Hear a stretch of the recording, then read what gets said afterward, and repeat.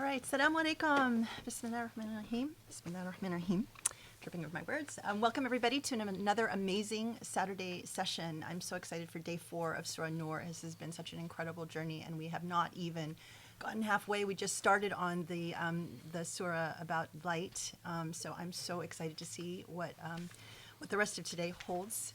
I wanted to start by just saying I found an interesting article in The Intercept that I thought I would share because our Sheikh has talked about the Abraham Accords here, and I didn't know a whole lot, but I found this article that I thought was really interesting in The Intercept, which I've talked a lot about here. It's an independent news outlet that does really important reporting, and I think as far as independent journalism goes, I really believe that Muslims especially should get behind financially supporting these outlets because they really dig deep in searching out the truth. And this particular article, it's called Intel Report Warned Abraham Accords Would Fuel Violence. And I was interested in it because, as I mention often here, I watch a show called Breaking Points. And again, I think that that's another incredible source of truth-telling, but with Crystal Ball and Sagar and Jedi.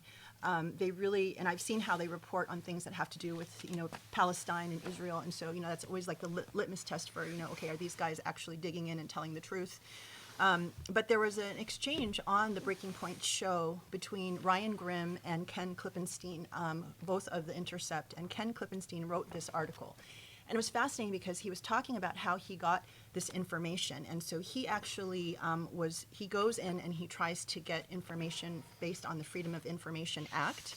And he tries to get, government documents that normally are not, the government is supposed to give it to you if you apply for it, but oftentimes you have to actually sue for it.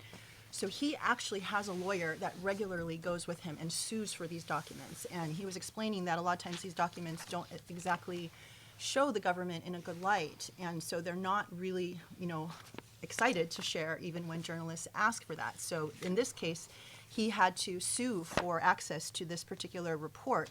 And it's an intelligence report that goes back and says that back when Trump was president and he was pushing this, this Abraham Accords, which was Jared Kushner's baby. This is his big peace accord. I mean, it was presented as a peace accord, but it was effectively a business deal that was cut between Israel and the UAE and Bahrain that basically said, let's move forward on just forgetting about the Palestinians. Just ignore them as if they don't exist, and we want to improve financial relations between these countries. And this was their way of solving the so-called peace agreement, which there was nothing, about peace about it. And so at that point, the Department of Homeland Security, which is a different department, I guess, than would normally do these kinds of things, did a report and discovered that this move would actually fuel violence, not just abroad, but they were concerned that it might also fuel violence here domestically. And it could result in, a lot of attacks either against Jews or basically, by people who are unhappy about this idea of, bridging the gap between, Israel and Middle East partners and further isolating the Palestinians.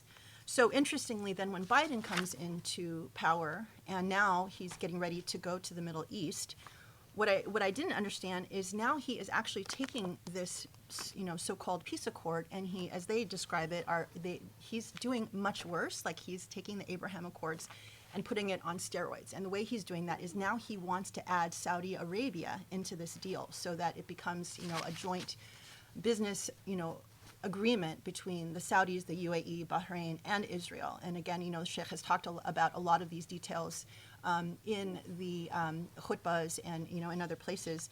But the piece that I didn't realize is that this also, by the U.S. creating this partnership or being a party to it, part of what they're throwing in is that the UAE and Saudi can call upon the U.S. for their military might to, if they want. That's how he is sweetening the deal. And so if you play that out and you go, great, okay, so now the Saudis are even further emboldened not to care about anything because now they have the weight of the U.S. military behind them. All they need to do is call on them. And that definitely commits the U.S. to, a lot of the things happening in the Middle East. So obviously for us as Muslims, this is a horrible thing to further empower the UAE and Saudis at the expense of the Palestinians and everything else that could be connected to anything moral that we are concerned about. And all of this to also highlight the incredible khutbah yesterday. If you have not had a chance to watch it, it was already a really interesting, paradigm that the Sheikh gave us about the idea of, people here tend to think of themselves as decent people. Like there's this sort of, idea that is thrown at us and that we buy into when we're not thinking, like, oh, we're good people, we're decent people, we're just minding our own business, we're just living our lives. And then he gives us the paradigm of, okay, but on the final day, let's compare, you thinking of yourself as a decent person versus let's bring the testimony of the miserable person, the person who lived life miserable because they were not born into privilege and they were, facing a lot of really difficult situations wherever they were living in the world. And let's compare the testimony. Like, you think you're a decent person, well, what did you do for the people that were in the miserable person's shoes? And so that was a really interesting framework to give us. And then he brought us into what is happening at Hajj now, and a continuation of what he talked about in last khutbah, which is, we all know now that if you want to go to Hajj, you have to go through this agency that is run basically, that the Saudis contracted, and the people who are party to that are Hindu nationalists who are extremely Islamophobic. There are Israelis that are connected to that. And so obviously if you want to, go to Hajj, you have to do all of your bookings and all of your financial agreements through this agency. And now it's been a very short time since they announced that there are articles coming out about this fiasco. So, you are told that it's $20,000, you pay your money, and then somehow you discover that your money is not recognized, that there was no payment taken. Or that the package that you signed up for is no longer what you had signed up for. It's either a lot more expensive or it's no longer there. So basically it's become a criminal racket, so they get your information, they get your money, sometimes your life savings, and it's so expensive. And then, you're completely vulnerable, that your money may be gone and you really have no recourse. So what's happening in effect? You are spending $20,000 to line the pockets of the Saudis, Israelis, the Hindu nationalists, this whole Islamophobic enterprise in order to go to Hajj. And so, Sheikh made the very bold statement that with the circumstance as it is now, it is a sin to spend that money and line the pockets of these corrupt people. It's a sin to spend that money to go to Hajj and to go to Umrah, because that $20,000 could actually go to Muslims around the world, the miserable people that we're talking about, people that are, in dire straits, and we look around, obviously, whether they're the Uyghurs or they're, in Somalia where there's an incredible famine taking place, or Palestine, or, you name it, any Muslim country, anything, any worthy cause that the rest of the world really does not care about, but we as Muslims care about. And that money that we spend going to Hajj should be spent on uplifting these disempowered, oppressed, miserable people, miserable Muslims around the world. And so this was an incredibly bold statement. And, I just wanted to highlight that in case you haven't had a chance to watch or you haven't heard. We're going to hopefully share some of that. But, it's such an important, important statement that I think a lot of us were so... for me personally, I can say I felt very uplifted to hear that, in the sense that, things have to make sense. Like, why are we spending so much money to support injustice when we're not helping people? And this is obviously a very difficult statement to make. But so it's something that that we should reflect on and think about, because if we're here to serve, our fellow humanity, and, we take the lessons that we've been learning here in the Quran, this is a logical conclusion as to the state of our world. And so it's an important thing that we as Muslims really need to take seriously and reflect upon, especially in the context of learning about light upon light. So with that, I'm so excited again to jump into day 4. And thank you for joining us. And inshallah, may we learn what we need to learn and internalize these lessons. And don't rush, please. Take your time. Okay, thank you. بسم الله الرحمن الرحيم سبحان الله العلي العظيم والحمد لله رب العالمين اللهم صل وسلم وبارك على محمد النبي الأمين المرسل رحمة للعالمين وعلى آله الطيبين وعلى أصحابه المختارين وعلى من اتبعوا بإحسان إلى يوم الدين. اللهم اشرح لي صدري ويسر لي أمري واحلل عقدة من لساني يفقهوا قولي يا رب العالمين. Okay, so I'm told we stopped at 35.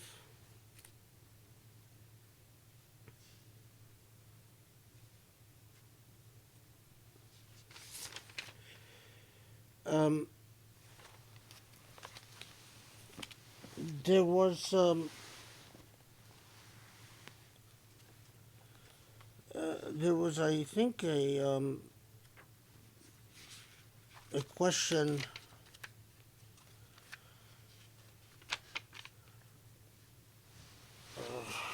Okay. Well, let's.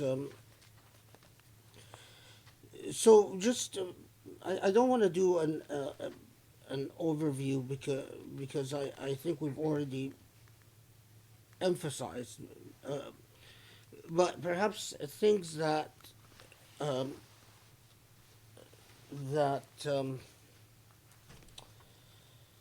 to fill in gaps or things that I remembered later on and such. Um, there was a question about um, Huwayt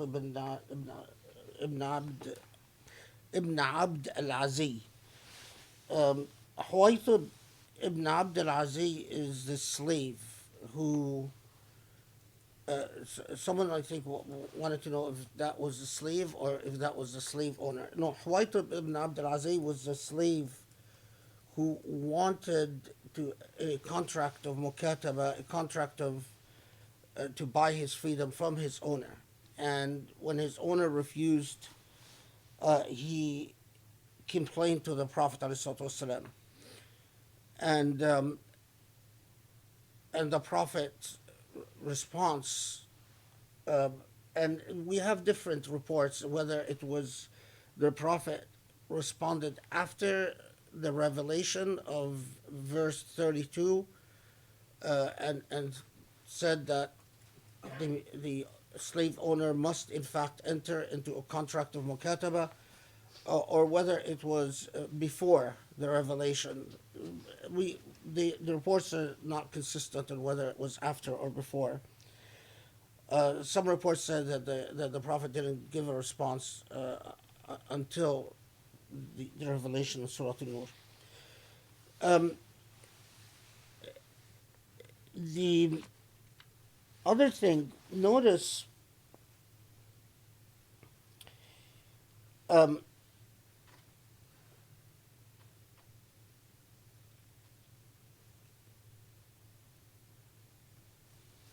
notice that in verse 33, والذين يبتغون الكتاب مما ملكت أيمانكم فكاتبوهن إن علمتم فيهم خيرا وآتوهم من مال الله الذي آتاكم.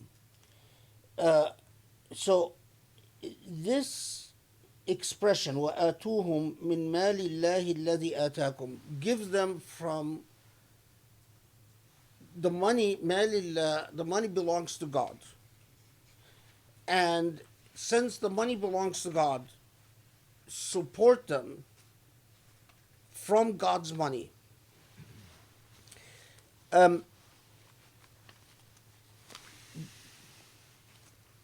Because of this revelation, there was a very lively debate in early Islamic jurisprudence whether, how do I put this?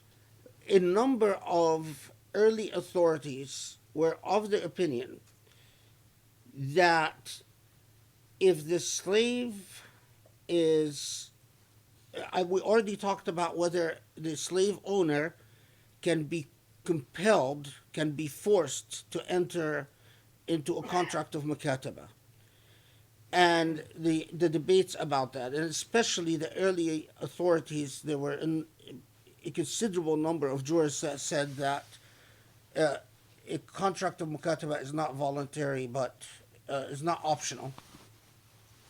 But the other part of the debate that I forgot to say anything about is that whether if the slave is unable to buy his or her own freedom, whether because of this verse it becomes obligatory upon Bayt al-Mal, upon the treasury, to pay for the slave's freedom. And this, again, was a very revolutionary concept. I think it was well ahead of its time. And we do have many precedents in which individuals would go, this is after the death of the Prophet ﷺ, would go to either Umar. Umar, in most of the stories, were either Umar or Ali. And I'm trying to remember if any of them involved Abu Bakr or Uthman. I don't remember, but definitely Umar and Ali. Basically, that the slave would complain to them that they need help to buy their own freedom, to pay off their owner.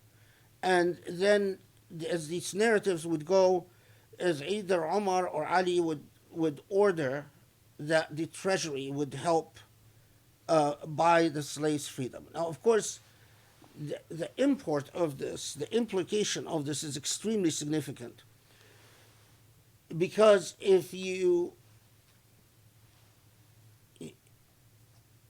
many jurists said that it would be left to the discretion of the ruler whether the treasury can afford to buy the freedom of how many slaves and at what price and under what circumstance. Some said that the treasury has, in the same way that the treasury has an obligation to help orphans, the treasury has an obligation to help the wayfarer, refugee, that it's a,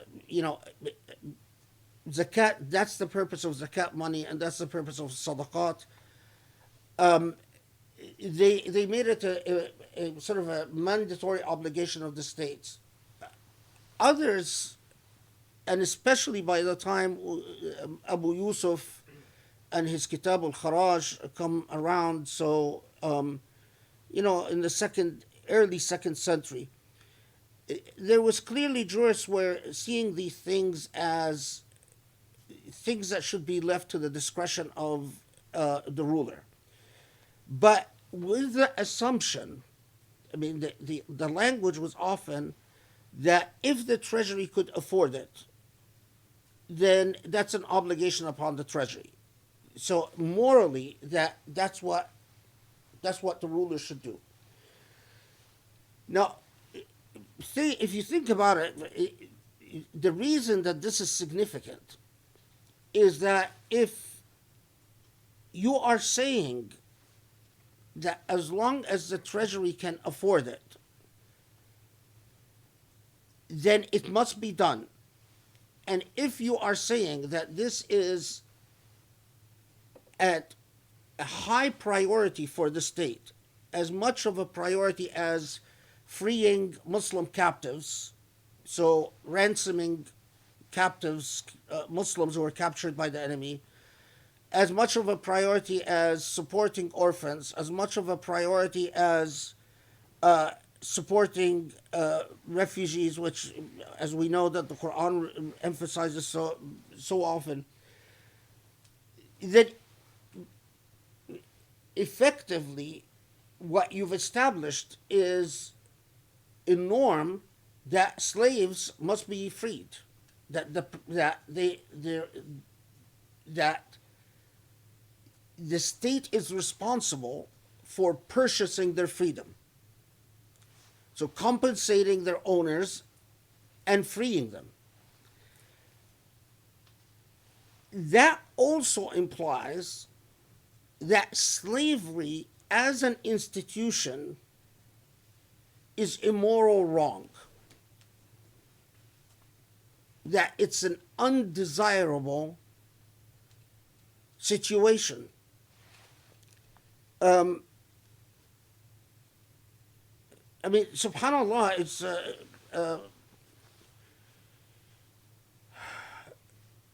I say this because of the confusion that we find some have been created by some people in the contemporary age. I mean, those who argued that slavery was never seen as morally acceptable in Islam, this is the basis of their argument, is that you had in a considerable number of early authorities that while they could not get themselves to the, and this is because of just how ingrained the institution of slavery was, the idea of abolition of slavery without compensation, they didn't imagine that.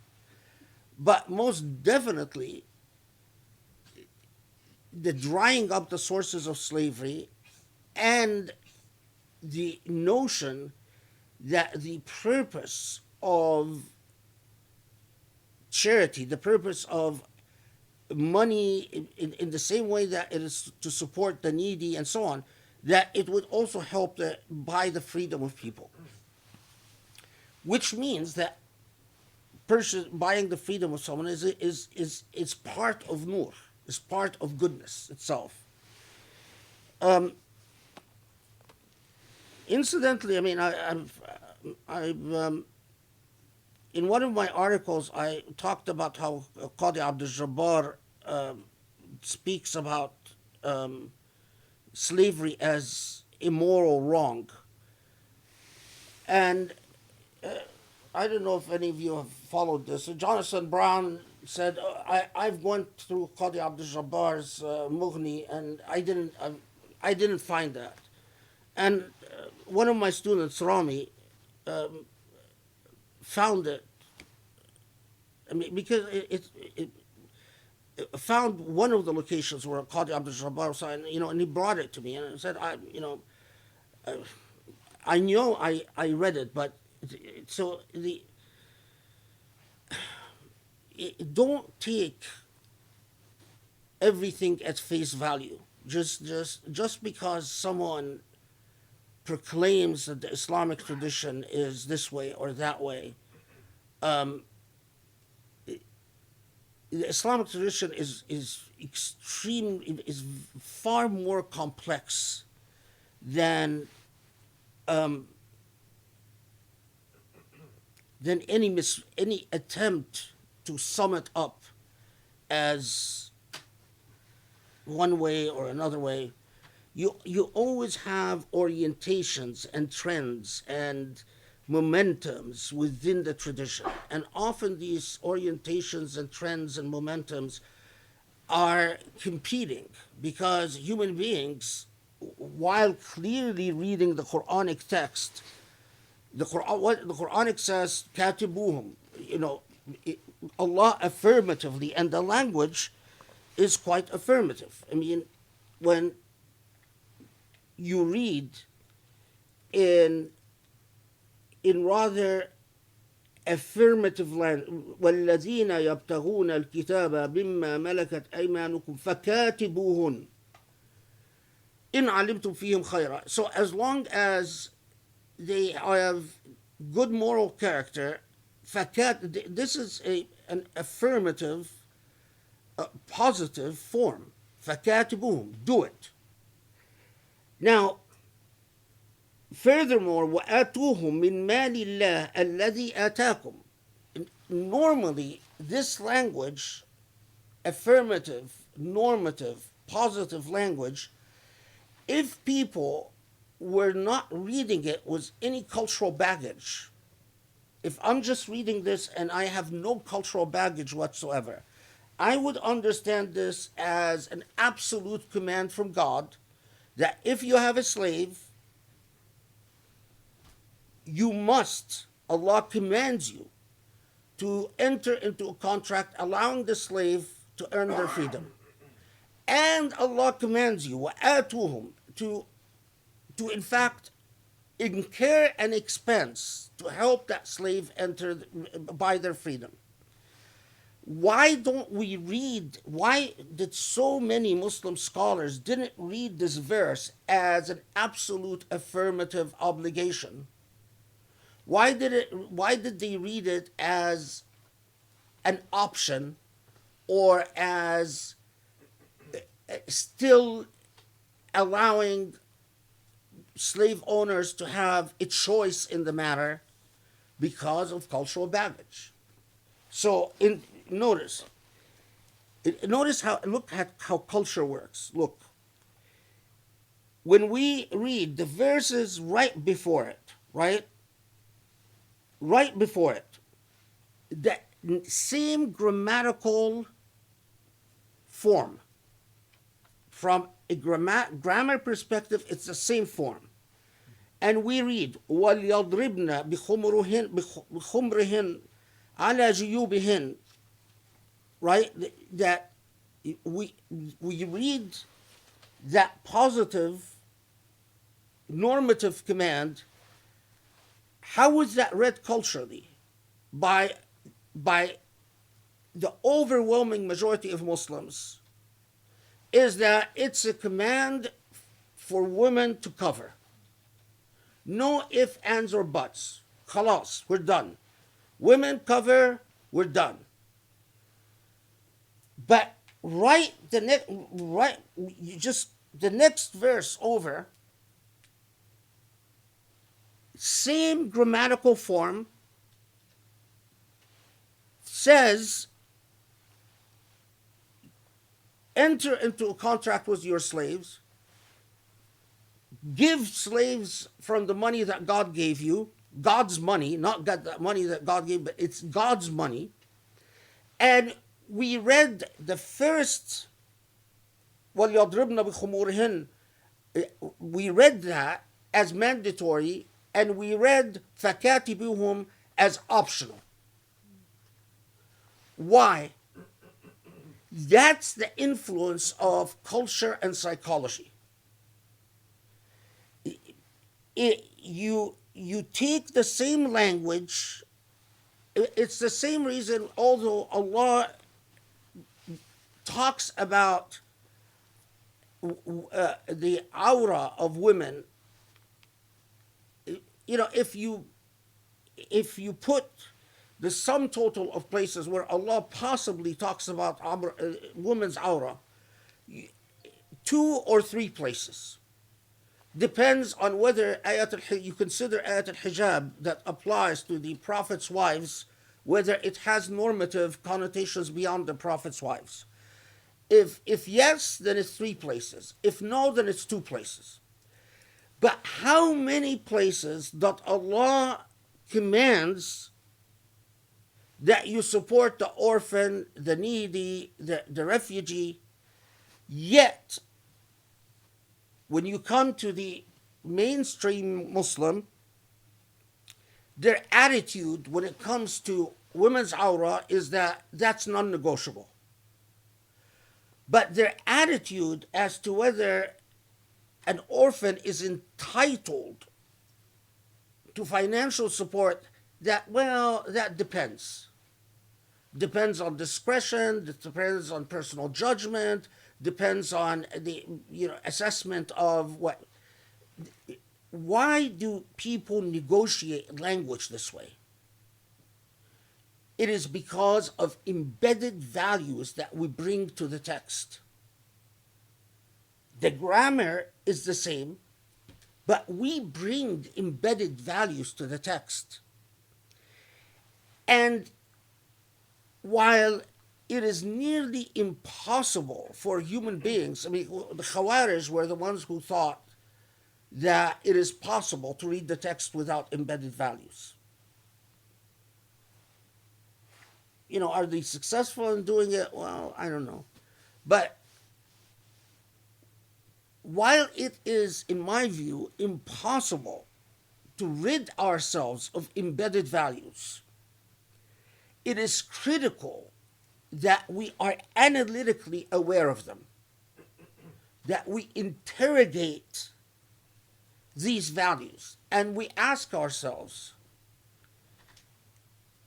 is injecting the text, reading a normative command when it comes to women differently than when it comes to slaves?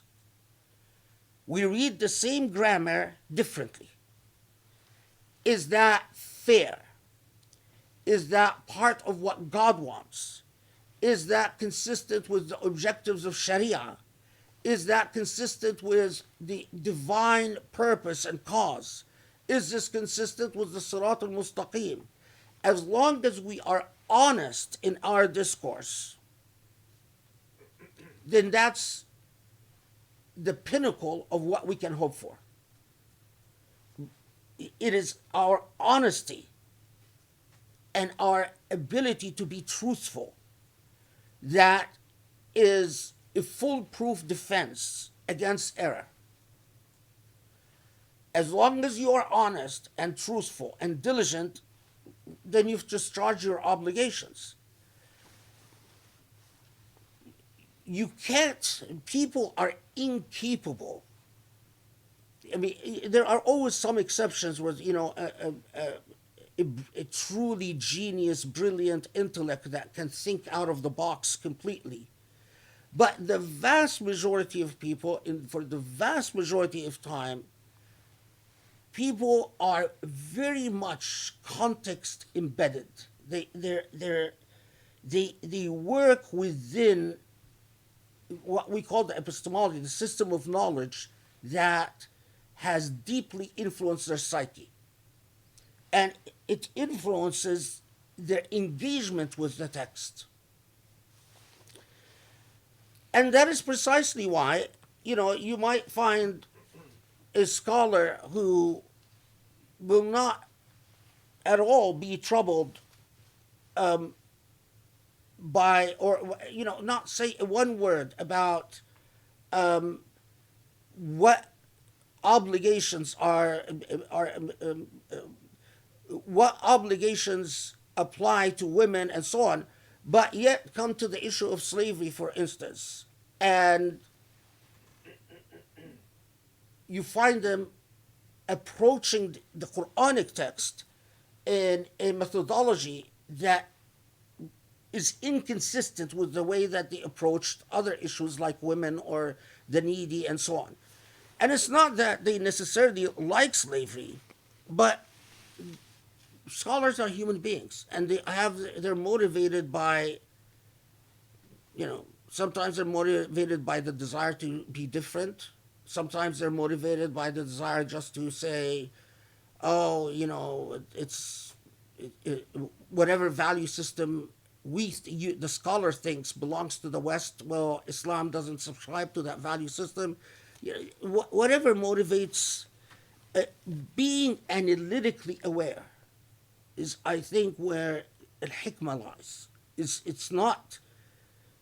It is being able to interrogate the interpretive process and to vet it out so that whatever interpretive moves you are making consciously and in full awareness.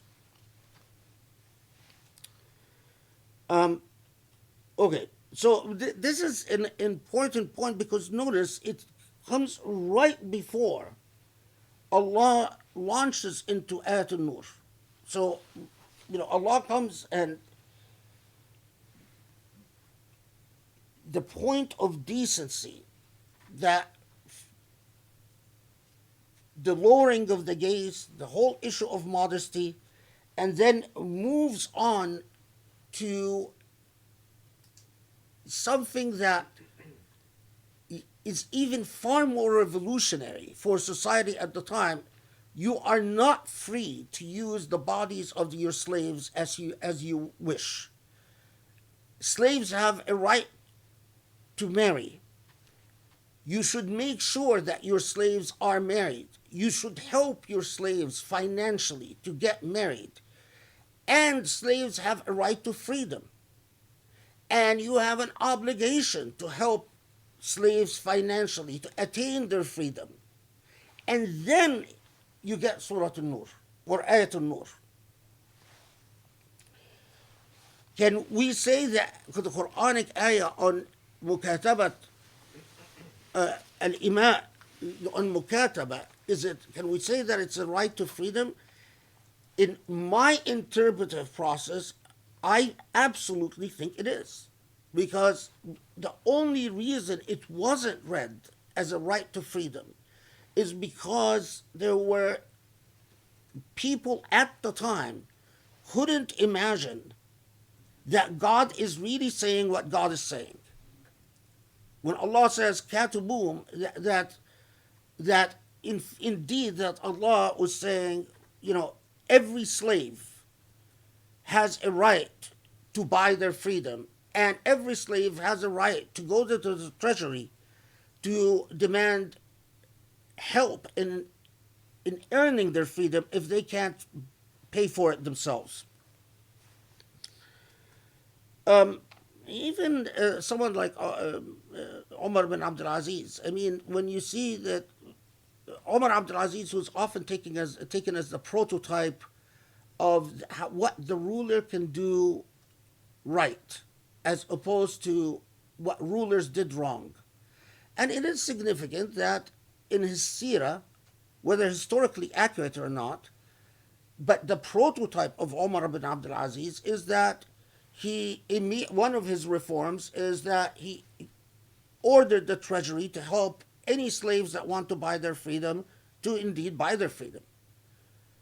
And, so when we see the construction of the moral ideal, then we can understand at least what people innately understood as good, even if they thought what was good was unrealizable, that unachievable in their time.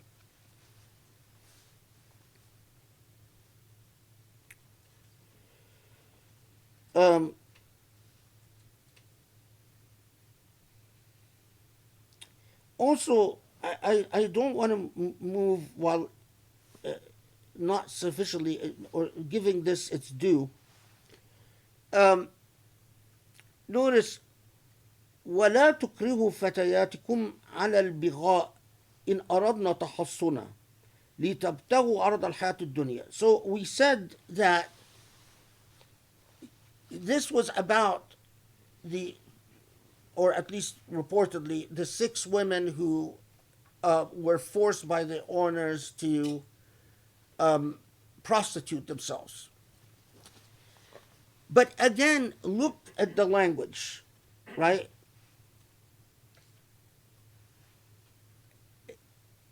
The elements of the Quranic revelation, when you break down the linguistic and normative elements, is لا تكرهوا, no coercion, you can't coerce. فتياتكم على البغاء. What is بغاء? بغاء is prostituting oneself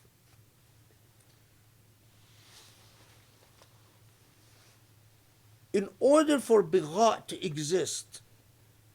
Must there be a monetary exchange? And the answer is no. Anytime you force a person, or anytime a person, or not even forcibly, but anytime a person engages in sex as a means of dealing with the other, morally, that's bigha. So, if I, even if someone, engages in sexual behavior to get a job, that's bigha. If someone engages in sexual behavior to gain fame, that's bigha, even if it's no money. Someone engages in sexual behavior to even avoid someone's anger, that's bigha. Okay. In aradna tahassuna. In aradna tahassuna means if they want to live chastely. The language itself, on its face, if you read the language from a strict constructionist perspective, right,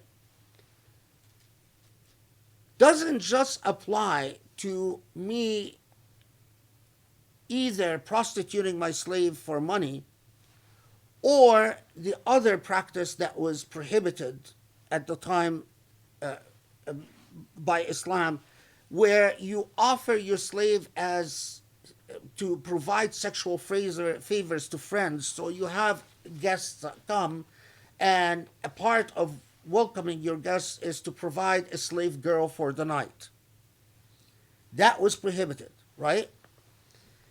But it clearly, by the strict construction of the language itself, also applies to coercing your slave, is for a slave owner to coerce their slave to have sex. Because in aradna tahassuna, I want tahassun, meaning what? I don't want to have sex outside of marriage. That's what tahassun is. Sex, I need marriage. So let go of your cultural baggage and just focus on the language. And if a slave owner says, I'm going to have sex with you, whether you want it or not, well, that's coercion. And you, without marriage, you need to just please me because I own you, that's bigha. So clearly, on its face, the language of the Quran answered the questions. And so when you have these jurists that said slave owners cannot have sex with their slaves, which is, by the way, also the position of the Khawarij, because they were strict constructionists. They read the language without the influence, or made it a point to read the language without the influence of cultural values. It is cultural values that come and say, well, yeah, okay, this language applies to prostituting slaves, but it doesn't apply to slave owners having sex with their slaves. That exception is due to a cultural value, not due to what the actual language of the text says. Is this clear? Everyone follow that? For some reason, these are rather blatantly obvious points, but yet shockingly, you find so much confusion among modern Muslims. And when you find those who claim to be,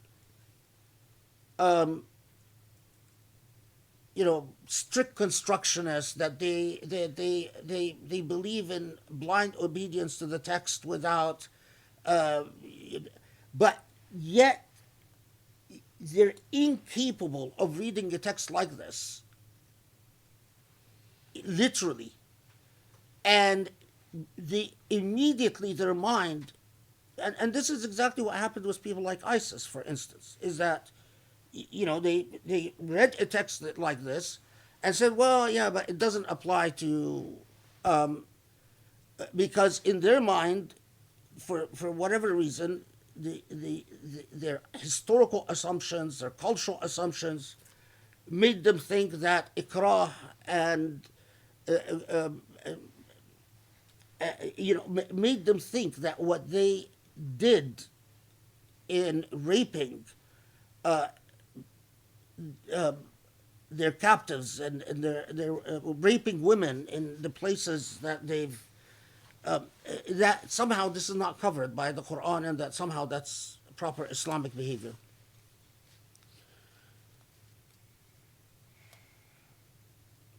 Okay.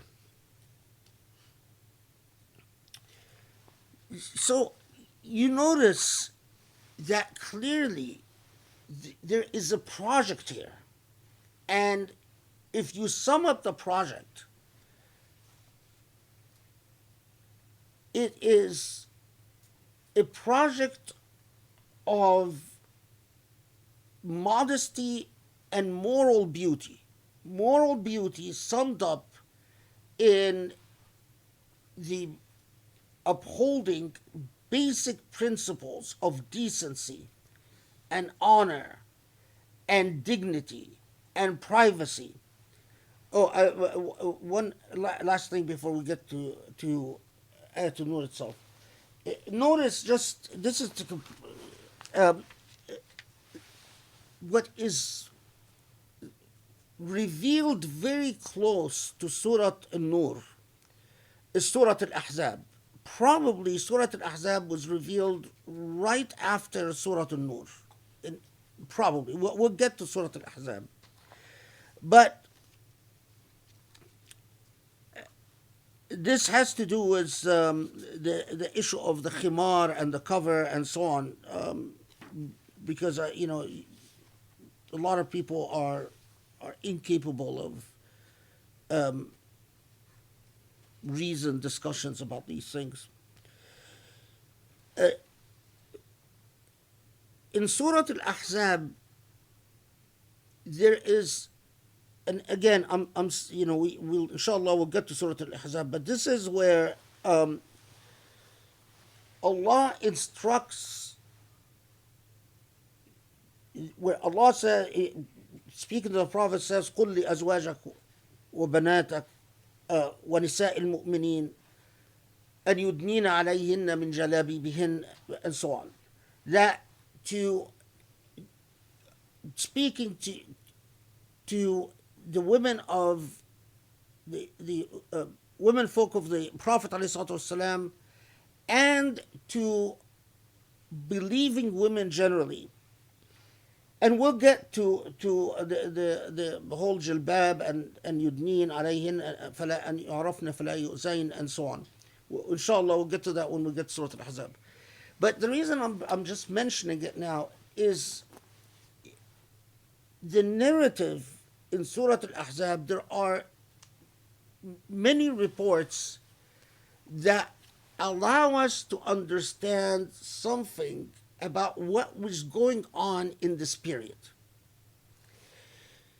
Because we have a number of reports in different versions, but all of them have the same basic import,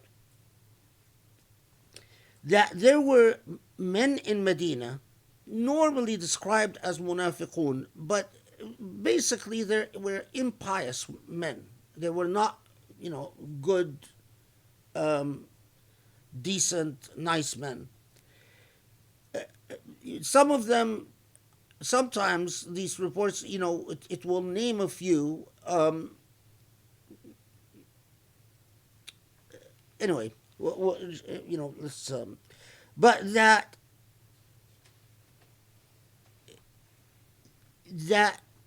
إذا مرت عليهم امرأة. I mean, one of the versions of the report say that وكانت سيئة الهيئة, that if a woman passes and they, looking at her, think that she is showing too much. The reports don't tell us how much, but she is showing too much of her body. that they would think أنها مزنية. Mazniya means that she is among the loose women of ill fame in Medina, meaning that she is probably either a prostitute or a prostituted slave girl, because those who worked in that trade were the way that they advertise themselves is to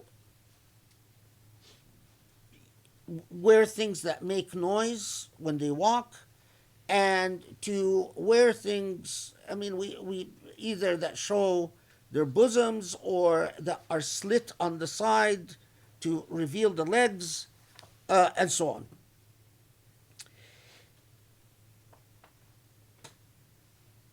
And as a result, then they would harass and proposition these women. And as the reports normally would say, فَكَانُوا يُؤْذُونَ الْمُؤْمِنَاتِ بِالرَّفَثِ وَلَا يَعْلَمُونَ الْحُرَّ مِنَ الْأَمَةِ.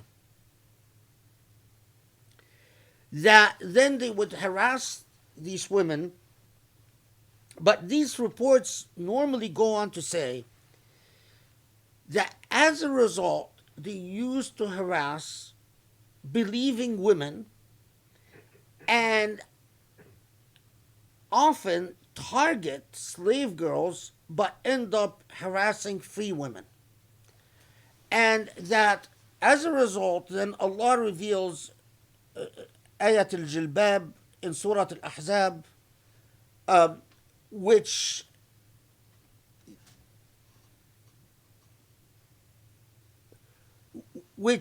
for now, let's say, that basically says whether you are free or slave, it doesn't matter, cover up in a certain way.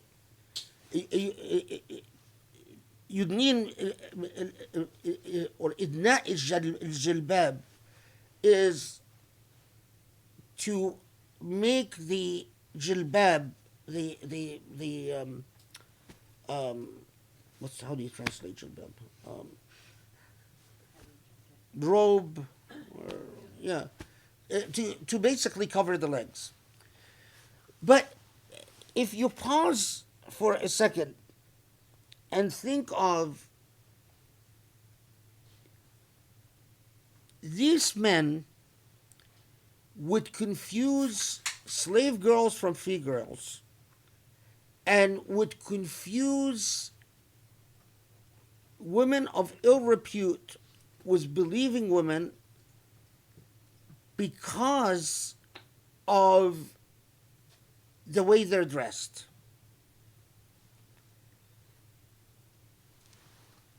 That in itself tells you that even after Surah Noor, it is not like dogmatic history. It is not that people donned a uniform and they all became overnight the bearers of a uniform. Because if they did, you wouldn't have the social problems with Surah Al-Ahzab. And you wouldn't have men that confuse between the believing women and women of ill repute. That means what? That some believing women, and we have no reason to accuse them we can't do what Surah An-Nur tells us not to do, just because of the way they're dressed. We say we commit qasf, because then we've defeated the whole purpose of Surah An-Nur. And in fact, Surah An-Nur is coming and saying, you are not free to go around maligning and slandering people because you believe that their behavior is suspect, and in fact that is spreading fahisha. And as we said, that's protection of people's privacy and protection of people's dignity. But there is so many indicators within that tradition And within the history, after the early history of the Umayyad history and Abbasid history and so on, that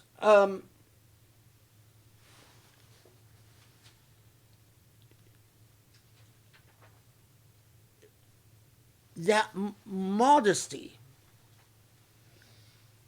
was not a simple matter of a state ordering people to all be uniformed in a single matter. That modesty was a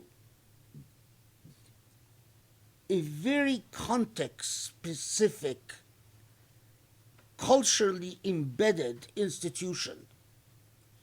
Because if from Surah Al-Ahzab we get a sense of the concerns that existed in Surah An-Nur. Remember that Surah An-Nur starts out with wanting to discourage zina and discourage slander and loose talk.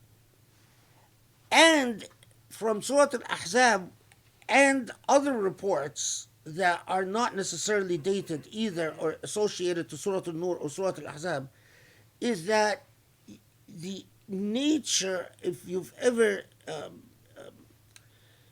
lived in an area that is without electricity, without a police force, where the streets are safe in certain periods but unsafe in certain times, but unsafe in other times, where there is a very real issue of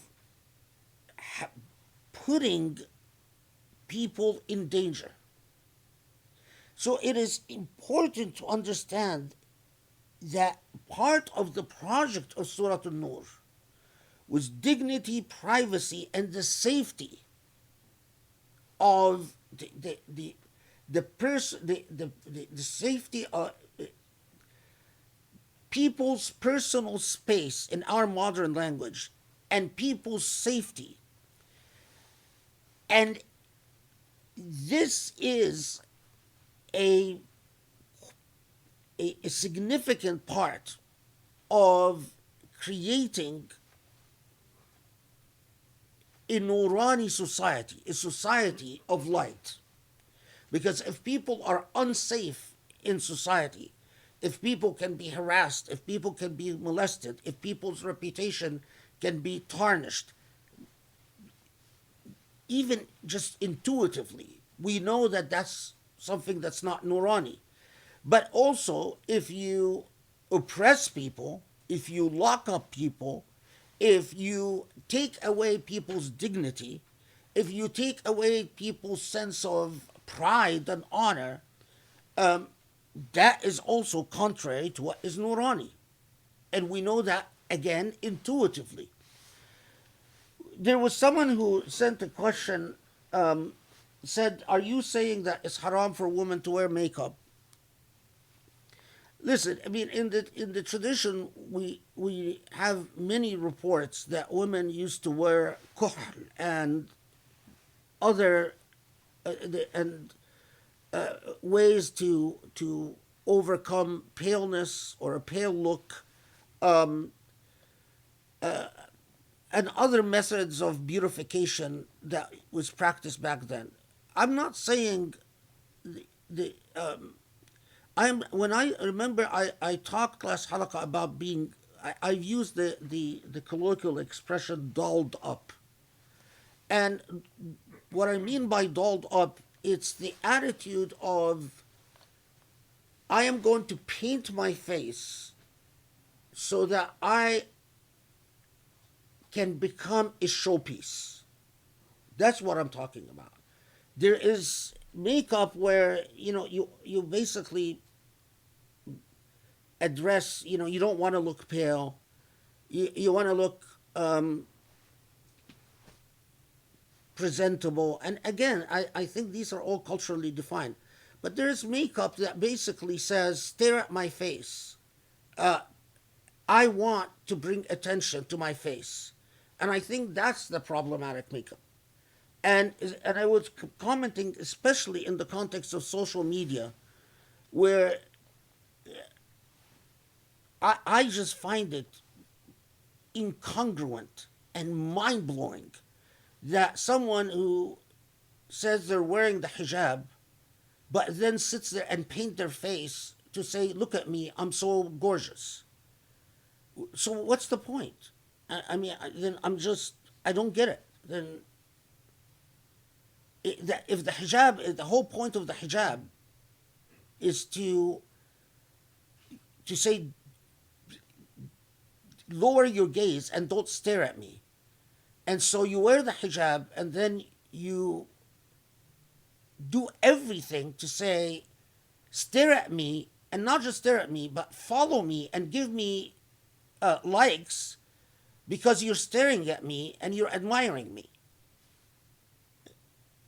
I mean, listen, I'm not a woman. And so I always feel awkward talking about this because it's the things that, these are issues that really women should talk about. I'm overstepping my bounds. But I have a right to pause these questions. And if women can engage me and convince me that that makes sense, because so far, in all the engagements I've had, it just doesn't make sense. And it seems so contrary to the whole notion of modesty and ghadd al-basar. I mean, even just following someone because you find them good looking is inconsistent with ghadd al-basar. Follow someone because you think they're intelligent, you think they're pious, you think they're gifted, you think they're artistic. I don't know. But to follow someone because they look pretty, how is that Islamic? Anyway.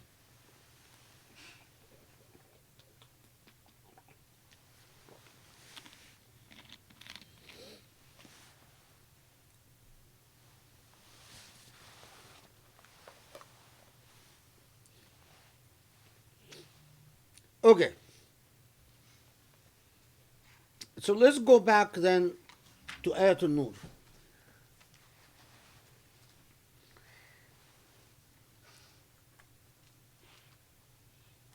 You will find between Sufi and non-Sufi tafsir, and if you add to this works like Imam Ghazali's Ihya Ulumuddin, if you just look at what Razi's commentary on, not even if you put aside the complexity of someone like Shirazi's commentary on Ayat al-Nur, you take someone who is less complex than Shirazi, al-Razi in his tafsir. Ayat al-Nur, I think that Allah constructs it so that it can have numerous meanings. Whether the mishkat is the place for the lamp, is the human body, whether the glass is the human intellect, what part of this metaphor is the human heart, whether the oil stands for the prophet, numerous interpretations have been offered. And the power of a metaphor is that you can find that you can apply it to a number of constructs, and you find that it can clarify and inform and educate and enlighten. And the more that a metaphor fits a wide range of constructs, the more that metaphor is apt and the more that metaphor is useful. And as Joe reminded me, I've given a number of khutbahs about Ayatul Noor, and if you follow these khutbahs, you'll find that I myself, I've talked about Ayatul Noor within different meanings in different khutbahs. But the construction that I am giving it in the context of this tafsir responds to a very specific element, and that is the role that this ayah is playing in sandwiched right in the middle of a discourse on laws. But we notice something about these laws. These are not laws that are regulatory. They are not laws that, for instance, that tell you when you enter into contracts, write the contracts, or when you enter into loans, take a loan, write the loan, make sure that you write it and witness it. Sure, I mean, there is a moral implication, but the main purpose of these laws is to organize and create order in order to avoid conflict, in order to, the moral value is that we don't want conflict. But here, Ayatul Noor is sandwiched in the context of laws. All of these laws are the type of laws that are closely wedded to morality.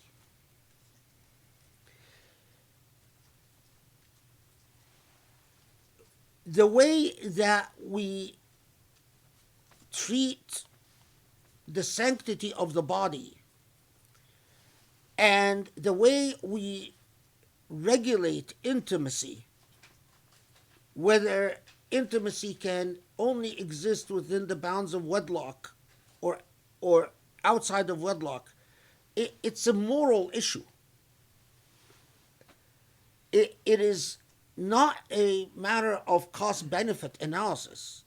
It's an issue of morality. Whether you can talk about whether you can do qasf, whether you can malign people's reputation because they acted in a way that you think is inappropriate, or because of even what they wear, or because you saw them, as often happens in traditional societies, a woman could be walking in the street and she's harassed by a bunch of losers, and the next thing she knows is that she gets a bad reputation because she was victimized by people who actually harassed her and not subject to a cost-benefit analysis. These laws come and say, you may not tarnish someone's reputation because you think that they are acting inappropriately or acted inappropriately or is dressed in a certain way and so on. Again, beyond cost-benefit analysis, it comes and says people have a right to buy their freedom. Beyond cost-benefit analysis, it comes and says people have a right to privacy. You cannot enter homes without permission. And if you're told, go away, you have no right to be offended. It doesn't even enter into, are you renting this property? It gives you a flat rule. It's not your home.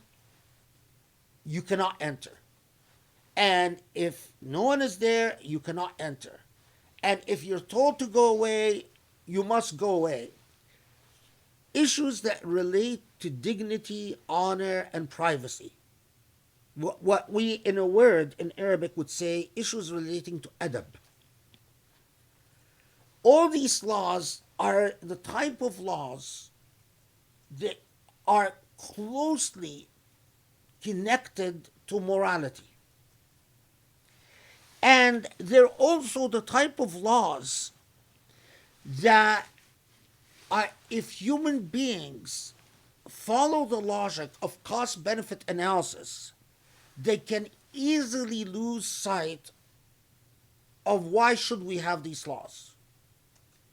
So, listen. If you take the language at its face value, right, then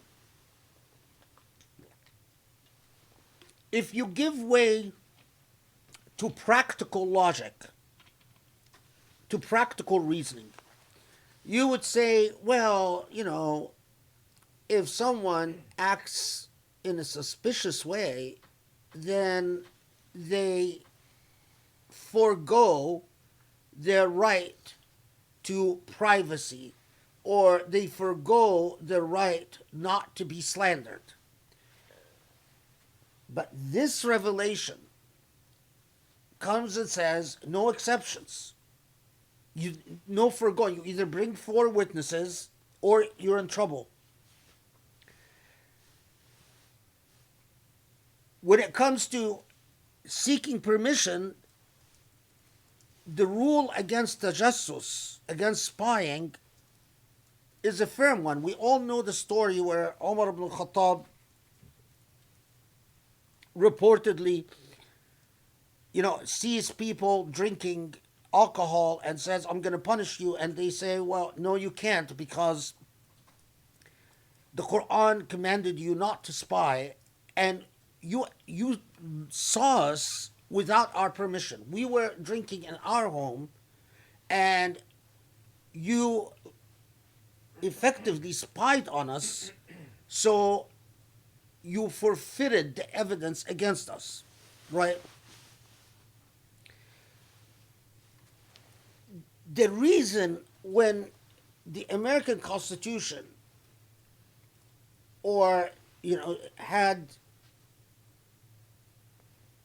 the rule against unlawful searches and seizures, the reason it was considered such a profound point of enlightenment is precisely because it was adopted regardless of the logic of cost and benefit. It was adopted as a moral ideal, regardless of whether this is pragmatically good or not. There are certain principles and ideals that transcend pragmatism. And when you ponder these laws, including the laws of modesty, or the laws of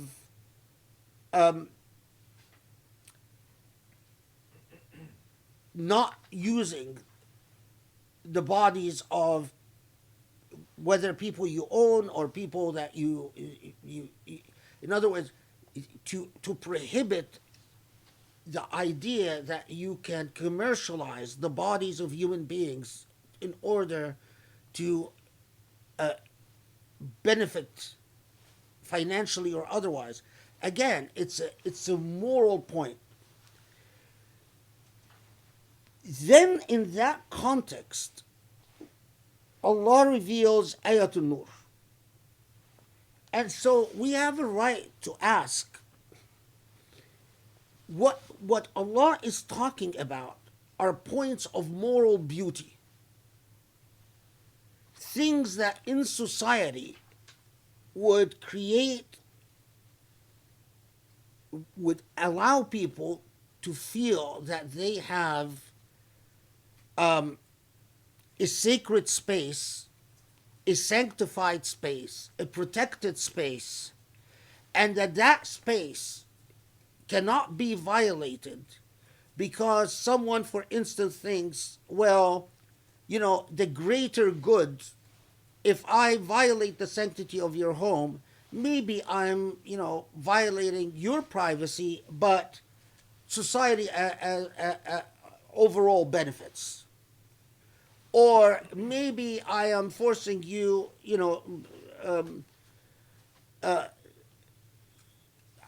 I'll give you a real life example. In the, unfortunately, sadly, in the 60s and 70s and 80s, and maybe still going on, Allahu Alam, in these dictatorial countries, you never know. In Egypt,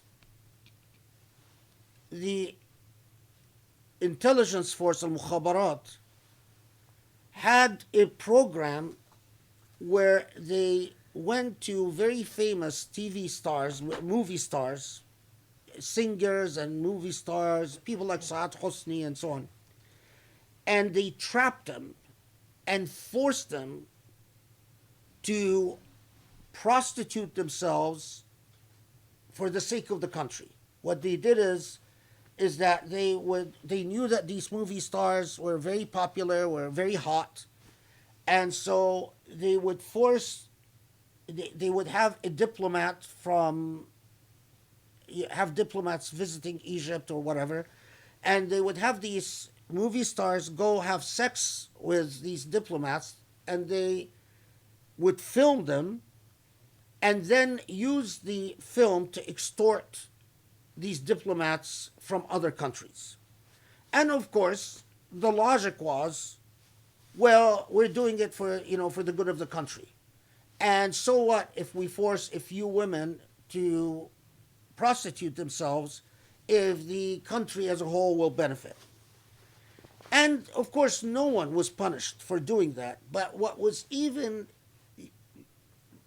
the logic of the military, the reason no one was really punished for doing this, and it might even be still going on today, Allahu Alam, because the dictatorial countries, you only know when one dictator wants to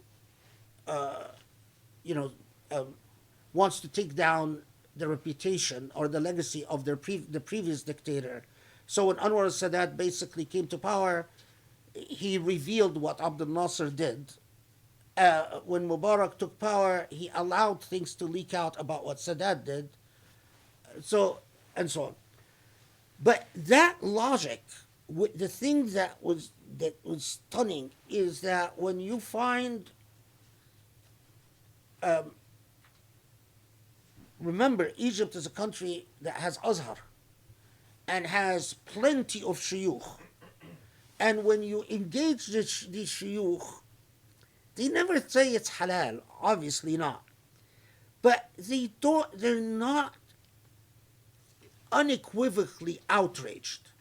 They don't say, oh, absolutely, a ruler that employs Safwat al-Sharif, who was was one of the people who spearheaded this program, is morally bankrupt and entirely unacceptable. And sort of the logic that they have is, well, A, these movie stars are not exactly honorable women. B, well, it's for the good of the country, and, these are the rulers who are, and we, do it. This type of pragmatic logic, do you see how easily it can be the door to darkness? Pragmatism, the same pragmatism that allows Saudis and Emiratis and Egyptians to sit there and say, let the Palestinians die. Just, okay, should we all suffer or just sacrifice the Palestinians? So they're miserable, but at least we're not. Pragmatism can be the door to untold levels of darkness. Part of the whole logic of Allah bringing us from darkness to light is Allah is telling us there are certain things, people, that are beyond the logic of pragmatism. Among those things is your dignity, respecting one another, honoring one another, which includes and not exploiting one another, not prostituting one another, and which includes respecting your privacy. The irony is that when Allah comes, and as we'll see in a second, Allah says that, you must seek permission before entering upon one another. So many scholars read this as optional, as Allah is saying, well, if it's convenient. And we'll talk about this ayah in a second. But I think, and Allahu Alam, exactly the opposite. These moral laws are uncompromising. They are beyond convenience and beyond pragmatic factoring. And this is precisely when Allah comes and says, understand that Allah is light. And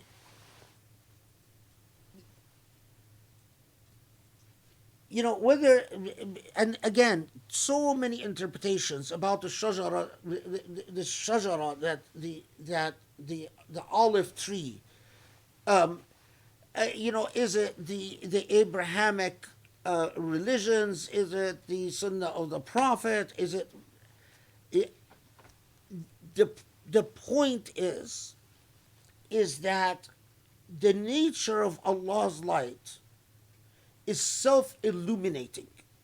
It is luminous by and of itself. It is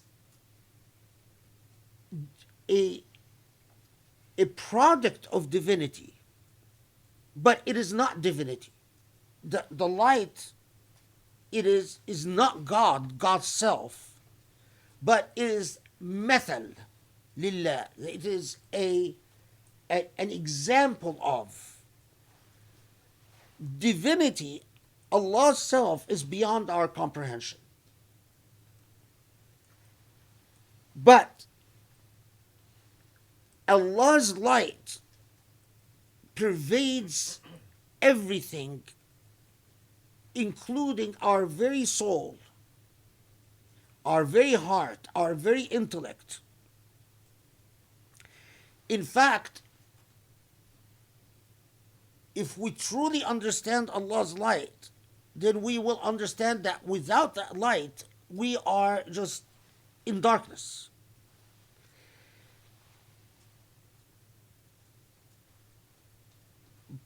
But like that mysterious, purified oil that is luminous without fire, that part of divinity that is truly accessible only through mystical journeys.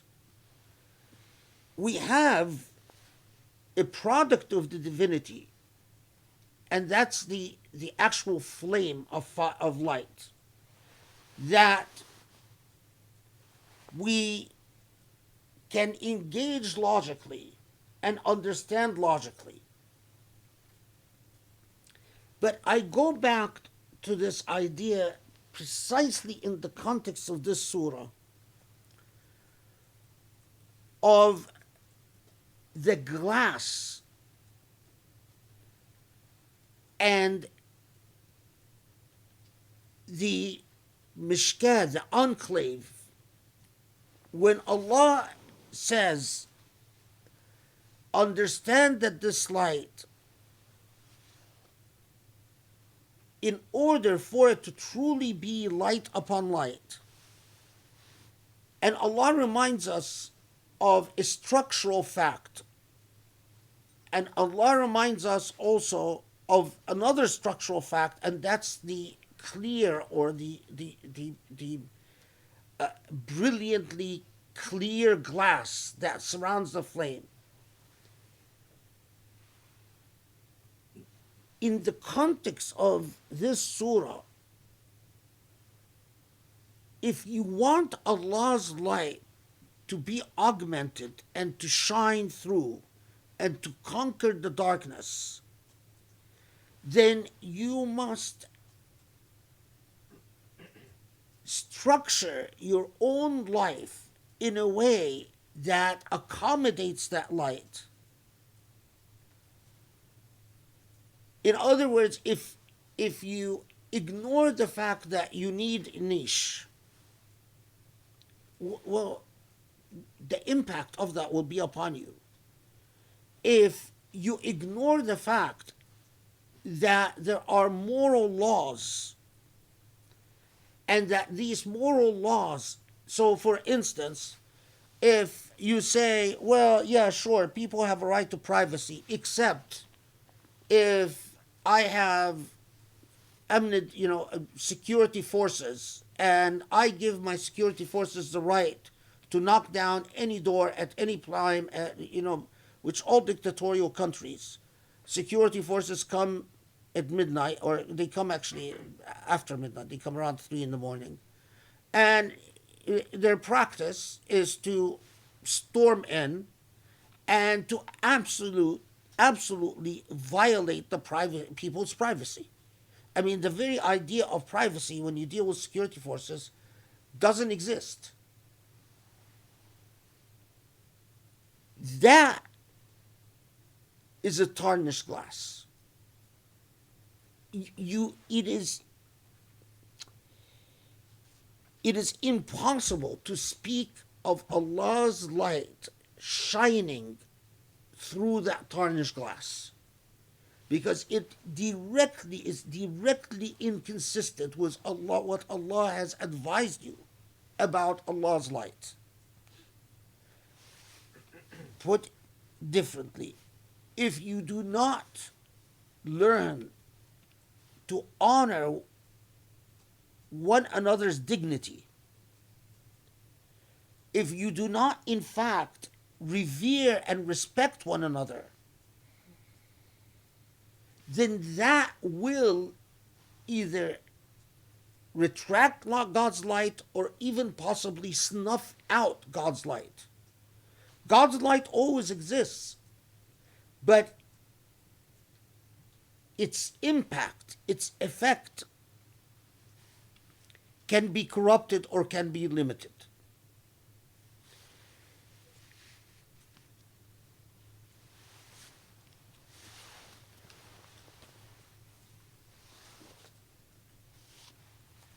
I'm not forgetting anything.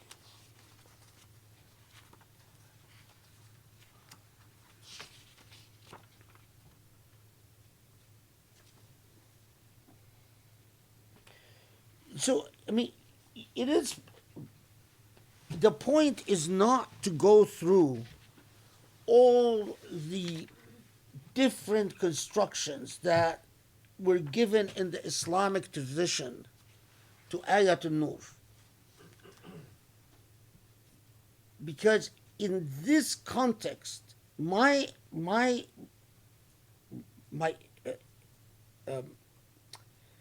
task is why Ayat Noor in the context of these particular laws. And yes, you can take Ayat Noor outside the context of these particular laws and do what Shirazi did or do what Razi did and see the ways that what it has to say about the human spirit, what it has to say about intuition, what it has to say. Razi, for instance, talks about how Ayat Noor relates to what is intuitive knowledge and what is constructed knowledge, and the relationship between intuitive knowledge and constructed knowledge, and it's absolutely brilliant, and it is absolutely applicable. But when taken in the context of Surah Noor, in, in, in the context of the discourse before and after, in this pyramid structure, I think the meaning becomes very clear. Don't expect God's light to shine if you don't allow it to shine. Don't expect God's light to shine if you don't honor God's laws. Don't expect God's light to shine if you don't follow the moral precepts that God is teaching you and has taught you. So, you come to a society, for instance, that it says Islam, Islam, Islam, talk about Islam, talk about Islam. Okay, great. But you don't follow the most basic precept. You don't give them of the money, of God's money that God has given you. And as a result, you leave street children as street children. And your orphanages are grossly underfunded. And you have a system of awqaf, but the awqaf think it's their priority is to to pay the salaries of the shuyukh and the clerical class, the clergy, rather than even take care of what the Quran told you to take care of. And then you come and say, why Islam is not doing X, Y, and Z? You're missing God's light. But it is not because the problem is with God's light. The problem is with you. The problem is the way you've constructed God's light, the way that you've snuffed out God's light by failing to follow God's moral laws. And this is precisely why the nature of light itself is indivisible and unchangeable. Societies that will augment the light, even if they don't have the rhetoric of Islam, will enjoy the impact of the light. Because the nature of light is that it vanquishes darkness. Whether that light is described as Islamic or not Islamic, it is light that vanquishes darkness. And that is precisely also why divine goodness will be enjoyed by a Muslim or non-Muslim in proportion to the extent to which you follow the moral laws. So, unlawful searches and seizures, to the extent that non-Muslim countries honored the principle of unlawful searches and seizures, they allowed a ray of divine light to shine within them. To the extent they abandon that moral principle, they will snuff out that ray of divine light within them. Divine light is the quality of goodness.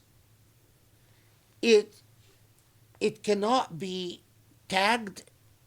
It cannot be labeled. It doesn't have an ethnic identity. It doesn't have a national identity. It doesn't have a racial identity.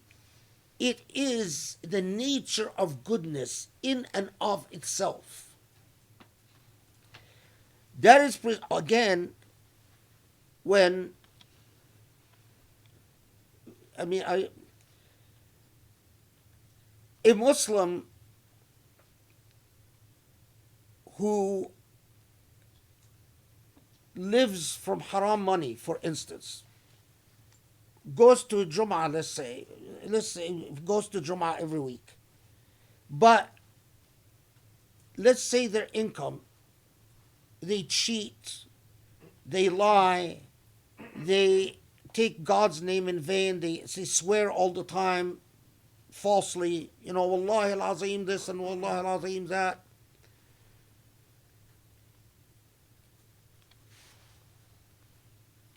Compare that person to a non-Muslim who goes to church every Sunday, but compared to the Muslim, follows more of the moral lies. They don't cheat, they don't lie, they don't take God's name in vain. The Christian will have more light than the Muslim, because divine light is divine light. It follows moral laws. Now, of course, if it happens to be that the Muslim is a Muslim and moral, the light will trump all. It will be beyond anything else.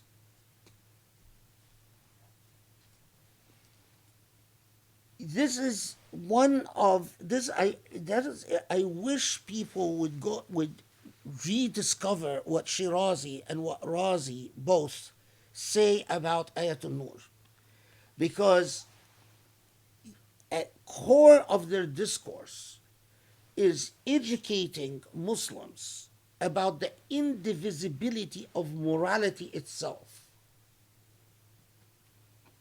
and that divine light, don't have the ability to come and say this divine light belongs to Muslims, or this one belongs to Jews, or this one belongs to Christians. You can't do that. Light is indivisible, and it shines, it conquers darkness because of its very nature. Okay. Now, once you've reached the pinnacle of this pyramid,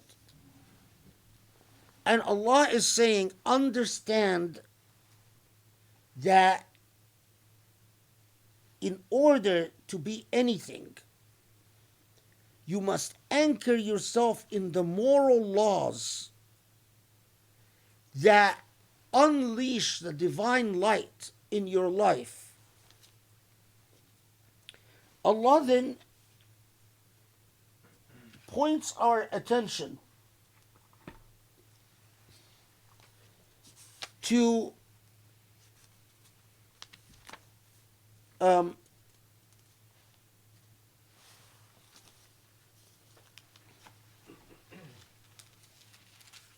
now it's sort of like, now this pyramid is going to talk, after giving us the ideal of the abstract ideal, we'll start now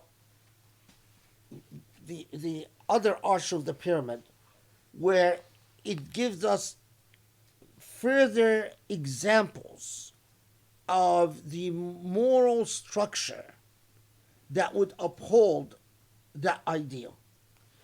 So Allah starts out by saying, رجال لا تلهيهم تجارة ولا بيع عن ذكر الله.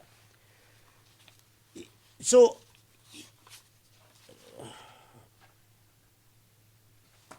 yeah, let's take Muhammad Assad's translation. Help us.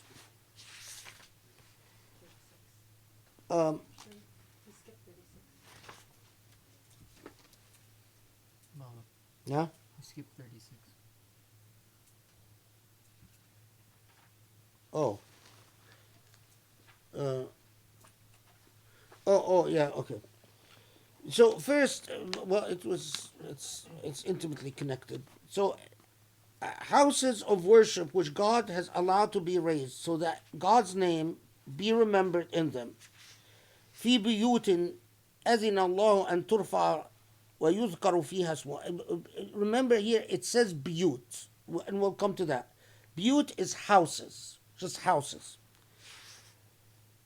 There are such as extol God's limitless glory at morn and evening. So they, that يذكر فيها اسمه بالغدو والآصال, both in the morning and evening. رجال لا تلهيهم تجارة ولا بيع عن ذكر الله وإقام الصلاة وإيتاء الزكاة يخافون يوما تتقلب فيه القلوب والأبصار. People whom neither worldly commerce nor striving after gain divert them from the remembrance of God and from constancy in prayer and from charity. People who are filled with fear at the thought of the day on which all hearts and eyes will be convulsed. Okay.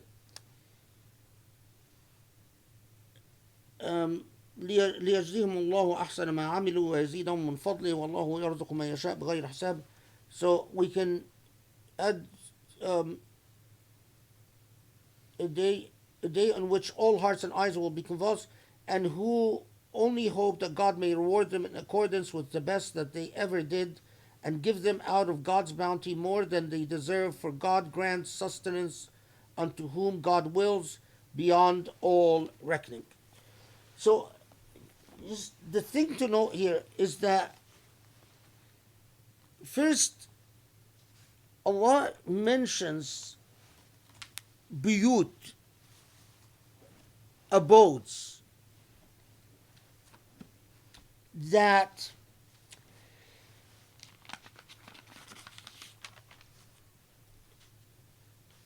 أذن الله أن ترفع فيها اسمه أن يذكر أن ترفع ويذكر فيها اسمه, that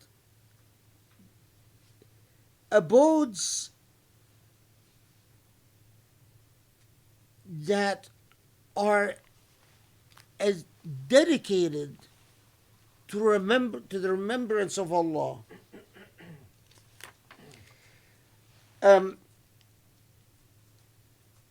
Most commentators say that these abodes refer to the houses of God and masajid. Why does Allah says buyut without specifying masajid?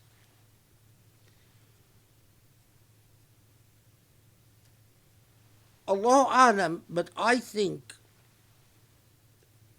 that there is a dual purpose here. It's to say, note, that a core part of the moral quality of your life is not just the houses of God, biyutillah, that that they are active, that they are not abandoned structures,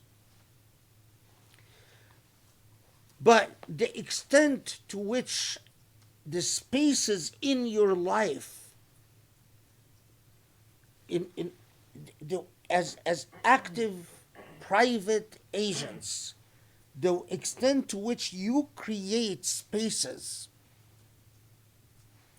that become as if dedicated to the remembrance of Allah. So, put differently, there is Al-Hakim al-Tirmizi has a statement that I've always liked. He said, من جلس في مسجد فإنما يجالس ربه. Whoever sits in a mosque, it is as if you are sitting with Allah subhanahu wa ta'ala. So, yes, a mosque is a space where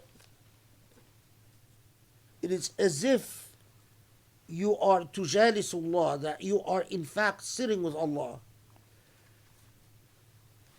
But remember that process of mujalasatullah can be in any other space depending on dhikrillah. If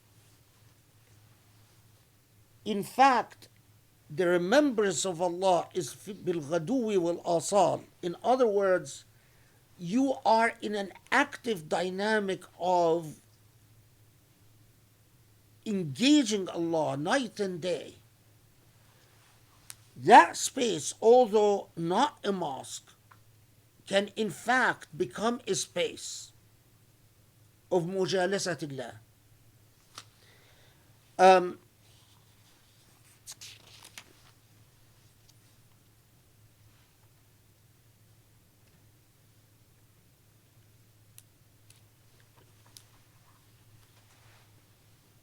Now, this is, again, the image of the pyramids, right? This is now, as we reach the top of the pyramid and we're sliding down, note when it's reported as a khabar, it's reported as a hadith,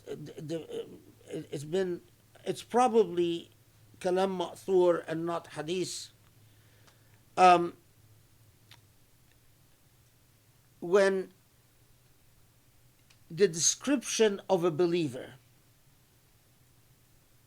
أربع خلال إن أعطي شكر وإن ابتلي صبر وإن قال صدق وإن حكم عدل. So the sort of ideal believer, the Noorani believer, is they're grateful for what they receive. If tested and denied, they persevere. They don't despair. They're patient. وَإِنْ قَالَ صَدَقَ, and if they speak, they know they speak truthfully. And if they act, they always act justly. Now,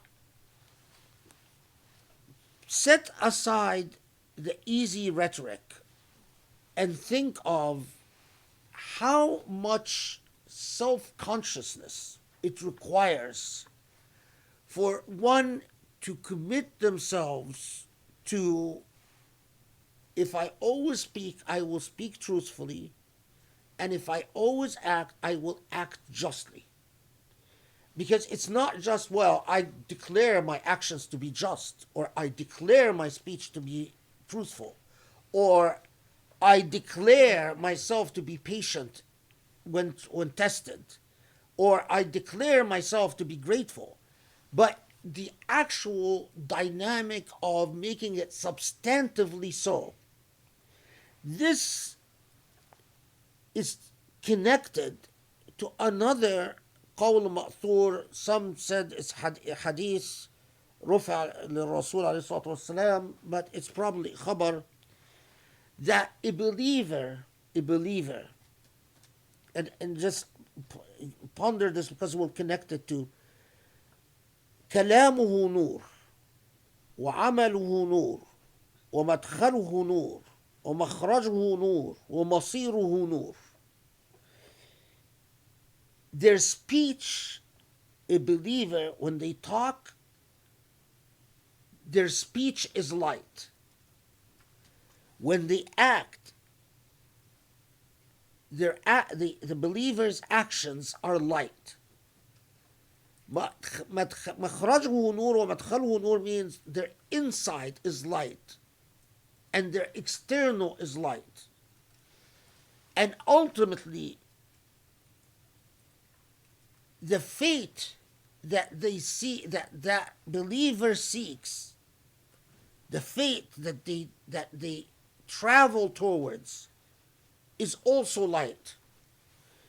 Now, does this remind me of something? Noor ala noor, light upon light. Because notice, if everything you say is light, meaning what? it either has to be the amount of requirements are truthful, beautiful, gentle, kind, merciful, never arrogant, never belittling, never slanderous, enlightening, intelligent, informed. If you dedicate yourself to, I want my speech to be light, then you've committed yourself to a journey of fighting and resisting and cleansing away vanity,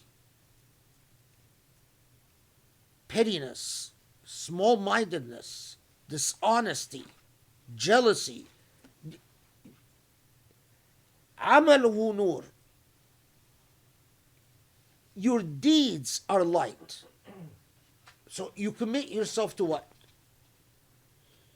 That you only act in kindness, and that you act because we intuitively know that if we describe someone's deeds as light, it's say their deeds serve. If your deeds only serve you, a reasonable person would not describe these as deeds of light. But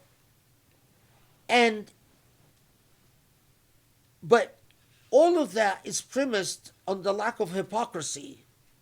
So your inside has to be light.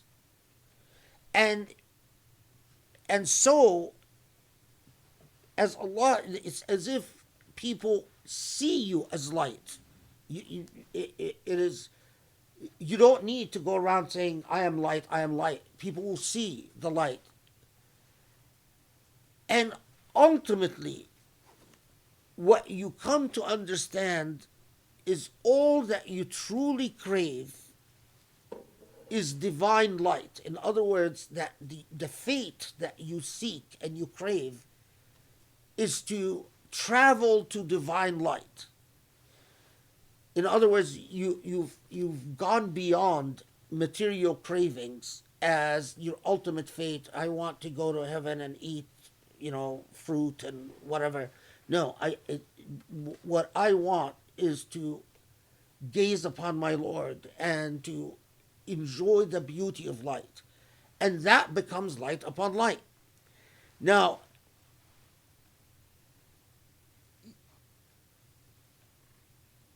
this in itself,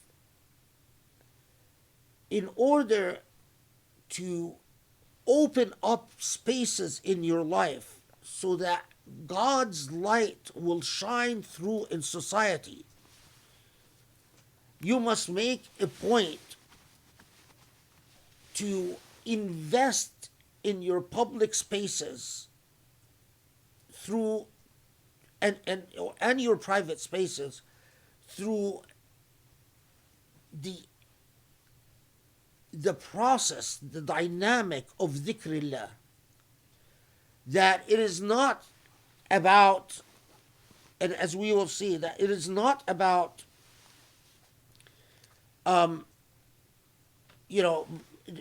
strategy against the munafiqun. It is not just about strategizing against this danger or strategizing against that danger. What Allah looks to a priori is the amount of beauty that you create in your private and your public spaces, and especially in these places dedicated li dhikrillah. So again, just so you see, imagine when you find societies that go around destroying God's mosques.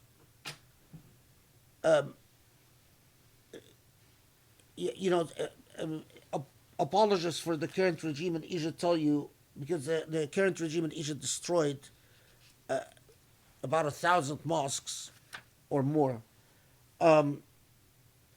many of them historical mosques.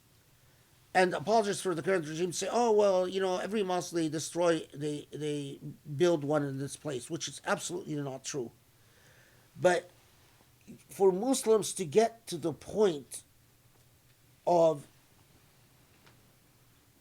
finding it so casually not problematic to raise down a mosque,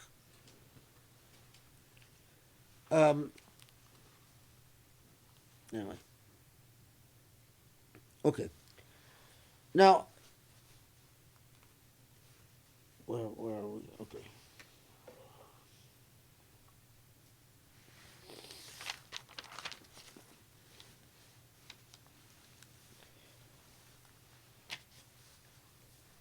Now,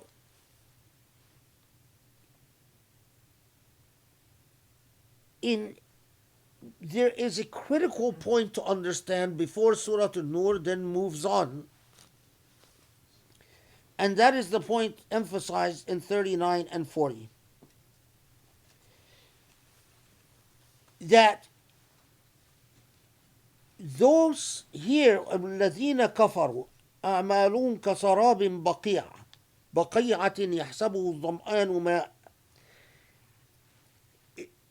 Kufr here is all those who, whether the kufr of the kuffar or the kufr of the munafiqun, all those who eject God out of, in other words, all those who don't want the Noor, or who, for whatever reason, blind themselves to the Noor. The critical point is that without anchoring goodness in God, it is not just a matter of, Allah is alerting us that it is not just a matter of adopting principles, but understanding that it is that unless you anchor and affirmatively invite divinity into your lives, you will find that when all is said and done, it is as if you are pursuing a mirage. You will think that you are pursuing goodness, that it's like the thirsty pursuing water, but only to discover that this water is a mirage in the desert. And when all is said and done, you will find that at the end of the journey, indeed Allah is waiting, which is if you reflect on it, is rather a terrifying thing. In other words, saying, go ahead, believe whatever you want, imagine whatever you want, but when all is said and done, it is God will be at the end of this journey. فَوَفَّاهُ حِسَابَهُ, that Allah at the end of the journey holding you to account. So you might have thought that this journey, in fact, is account free, but what you thought is irrelevant. Now, notice, أو كظلمات في بحر لجي يغشاه موج من فوقه موج من فوقه سحاب ظلمات بعضها فوق بعض إذا أخرج يده لم يكد يراها ومن لم يجعل الله له نورا فما له من نور. The ظلمات here is ظلمة البحر, ظلمة الأمواج, ظلمة السحاب. I don't remember who is it that said, it might have been one of, it says, الكافر لا يدري ولا يدري أن له لا يدري ويعتقد أنه يدري. That kafir believes they know, but indeed they don't know. And they don't know what they don't know.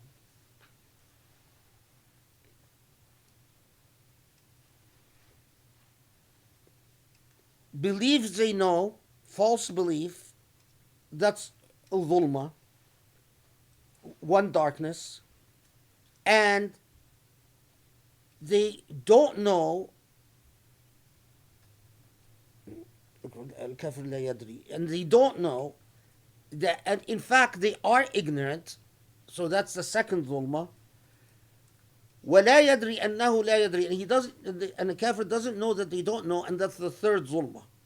So sort of three layers of darkness. This is, just what I heard or read, I don't even remember, about the ظلمات البحر, ظلمات الأمواج, ظلمات السحاب, the darkness of the three layers of darkness. Of course, I don't think it's literally, the number doesn't matter, but I think the basic notion is that in the darkness, I once gave a whole halqa called The Deceptions of the Fog, but darkness is like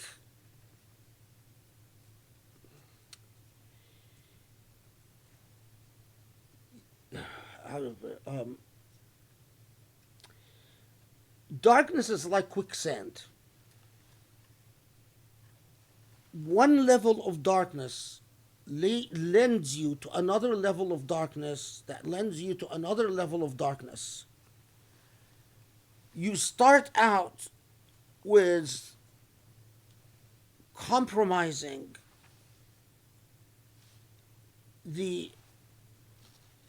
what seems to, you start out with compromising something as simple as say, well, you take lightly, for instance, the right to privacy. From that darkness, you will find yourself incurring compounds of darkness that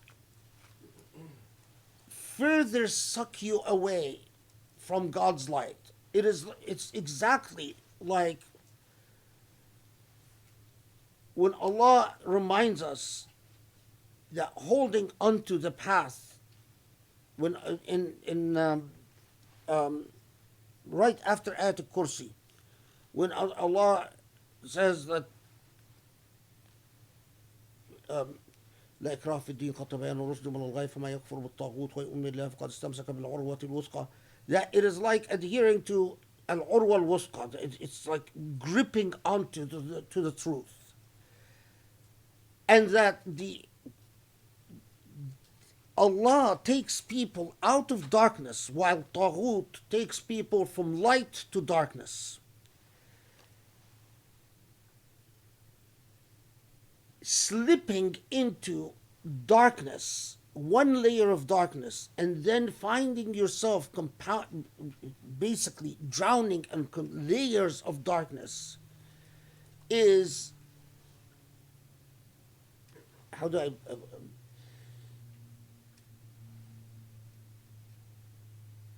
it is as easy as allowing the glass that should augment God's light into life to be tarnished and blocked.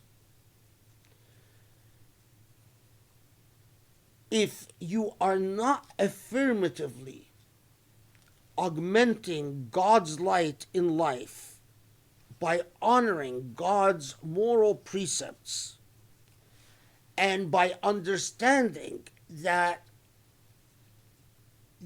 what dhikrullah means, that immoral order itself is built upon being fully conscious of Allah subhanahu wa ta'ala,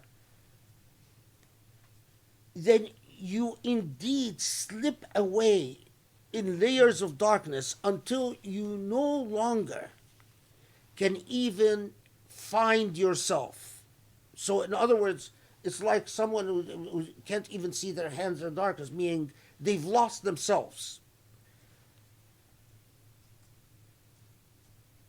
It is the heart of confusion that you feel lost, dissatisfied, but you can't even understand or comprehend or construct the ways that you are lost. That's darkness upon darkness. It's like you no longer know where to start.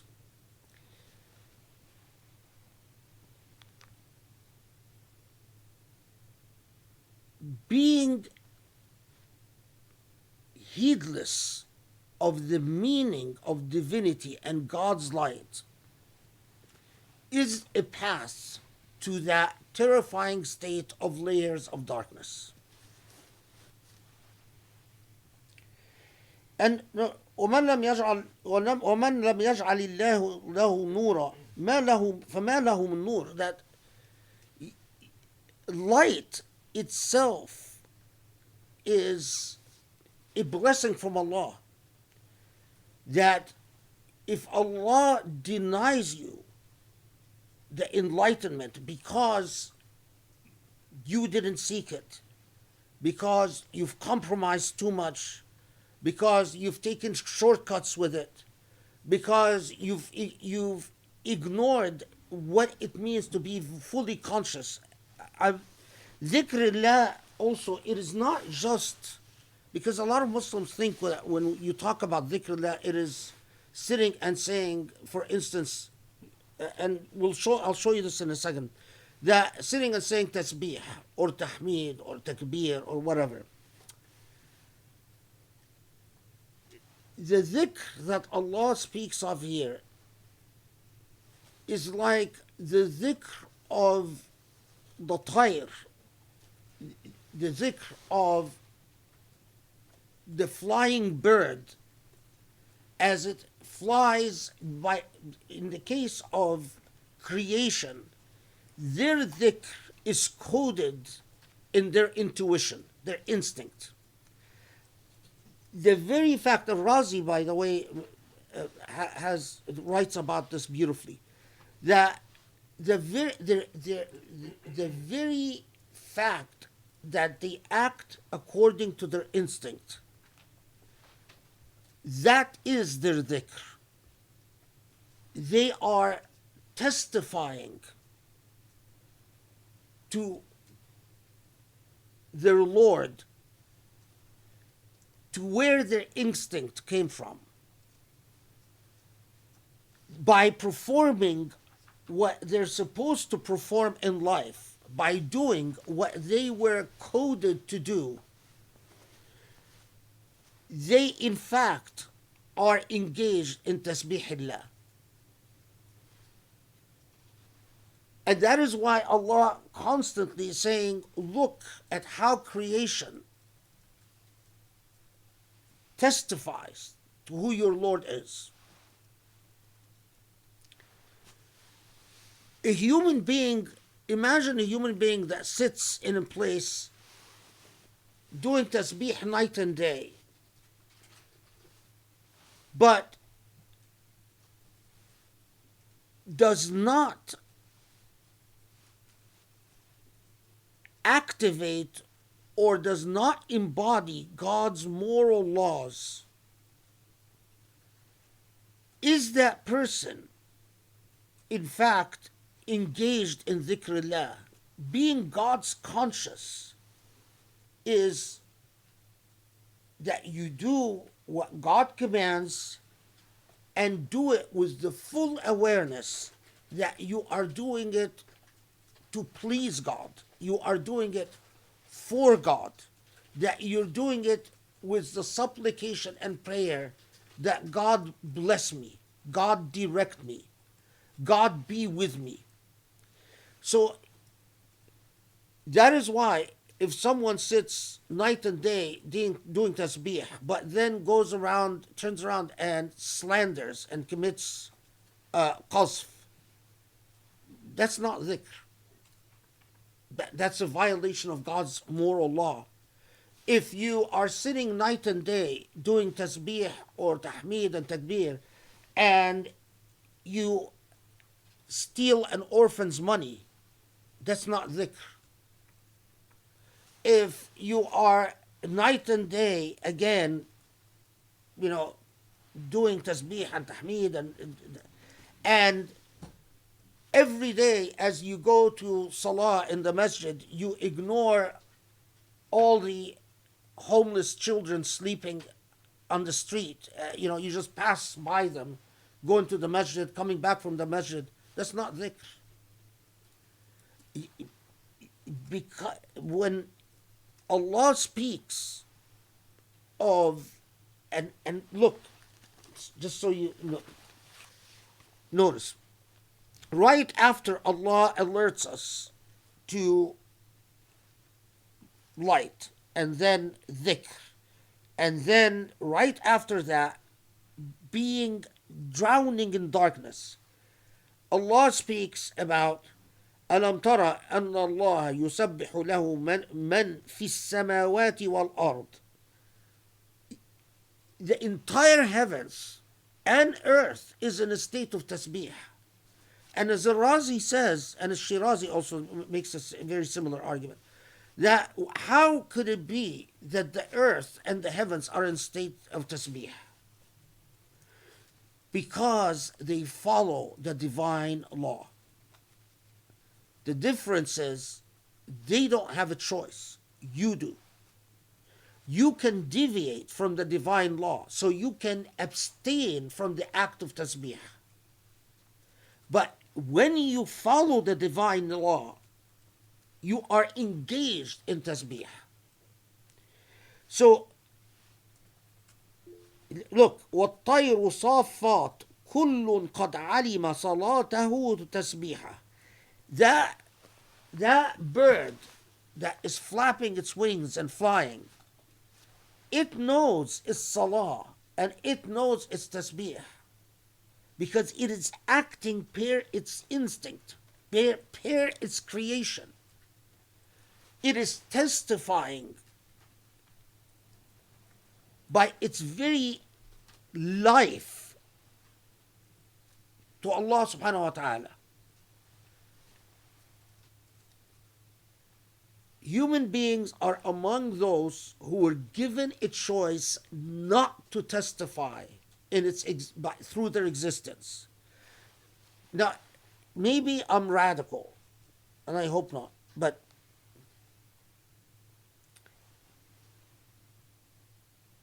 if Allah, when as a human being, you pursue knowledge, and in your heart you say, Allah, I am pursuing knowledge not because I am in love with myself, but I am in love with you. Allah, allow this knowledge to serve you. That's exactly like a tayr al-saffat. When you walk on earth an example of modesty and an example of kindness. When people look at you and you don't excite jealousy, you don't create vehemence, you don't create hate. In other words, you are the embodiment of light. That is tasbih. But the thing about modesty is that you wouldn't even be aware of your modesty. If you walk and your true beauty shines from your soul. That is tasbih. That is upholding divinity. That is why I am so, when I trash the modern age with the social media, because it is so contrary to tasbih. And when people are there fighting for attention and fighting to trash each other, there's not an iota of beauty in this. There is no testament of النورانية. النورانية is remember where I said that ثلثي المؤمن التجاهل, that النورانية is in denial and in being understated, not overstated. When I'll give one final example and then move on. Or take a doctor. A doctor could go around treating people, and they treat people, and as they treat people, they're thinking of, okay, how much money I'm gonna make, the prestige. I like calling myself Doctor such and such when I meet people. I like making patients wait for me, because I'm important. And, I like thinking about all the things I'm going to be able to. Or a doctor can feel that they do what they do all along, saying, Allah, I do it because I am upholding what I know is the light coming from you. Every time I treat a person, every time I make a person feel better, Allah, I am serving your light. So give me light. Endow me with light. That's the same acts, but one example is not Nurani and the other is Nurani. That becomes tasbih and dhikr in the very act of service. Okay, let's take a 3-minute break.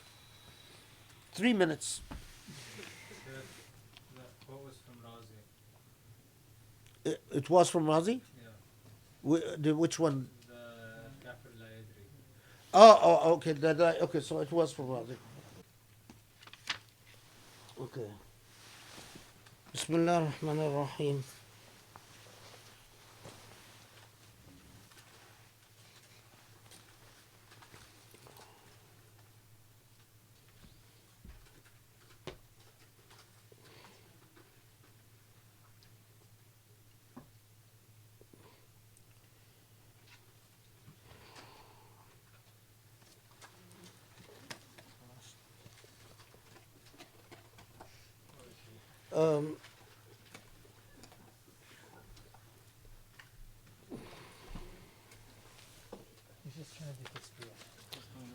Subhanallah,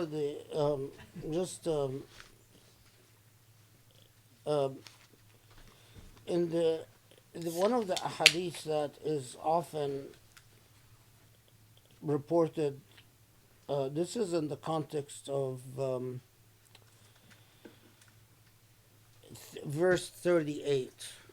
ليجزيهم الله أحسن ما عملوا ويزيدهم من فضله والله يرزق من يشاء بغير حساب. That Allah has Allah's reward to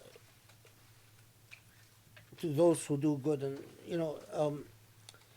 is a hadith where the Prophet ﷺ reportedly said, أعددت لعبادي الصالحين ما لا عين رأت ولا أذن سمعت ولا خطر على قلب بشر. That those who are pious, those who are divine, Rabbani, divinely beings, that what Allah has stored for them is what an eye has never seen what an ear has never heard, and what no human being can imagine. And this hadith, by the way, is verbatim nearly in the Bible. It's a statement attributed to Jesus. And I just remembered it because in the past, there was some guy who, I don't know, was apparently so troubled by the fact that this hadith was in the Bible, or that he actually apostated. He left Islam altogether. And it's part of the unfortunate ill education that Muslims have, because there is no question that, I mean, if you accept that the God of Jesus is the God of Muhammad, then what that God inspired Jesus to say, that same God can inspire also Muhammad to say. So that's, that just as a first. But other than that, there are without a doubt many converts like Ka'b al-Ahbar and others who converted to Islam and who injected in the Islamic tradition considerable amount of biblical narratives attributed to the Prophet ﷺ. And it is the legacy, part of the legacy of al-Muhaddithun, the transmitters of Hadith, that they didn't consider this a factor in assessing the credibility or the authenticity of a narrative. I think it is relevant if you find a hadith attributed to the Prophet ﷺ, and that the transmission of the hadith passes through someone like Ka'b al-Ahbar, for instance, which we know was a late convert, and we know was already well informed about the biblical tradition. And we have a number of people who believed that this person was injecting into the Islamic tradition, biblical traditions. Of course it is relevant in assessing the authenticity of a tradition. But I just remember that, and because of how often this hadith is quoted in the context of verse 38. Okay.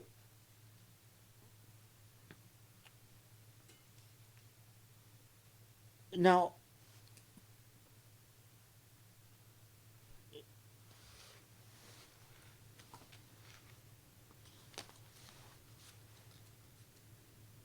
let's see. So,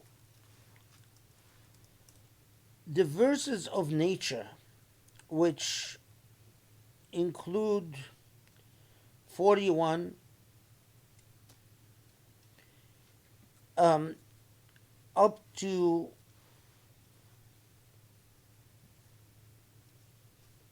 45,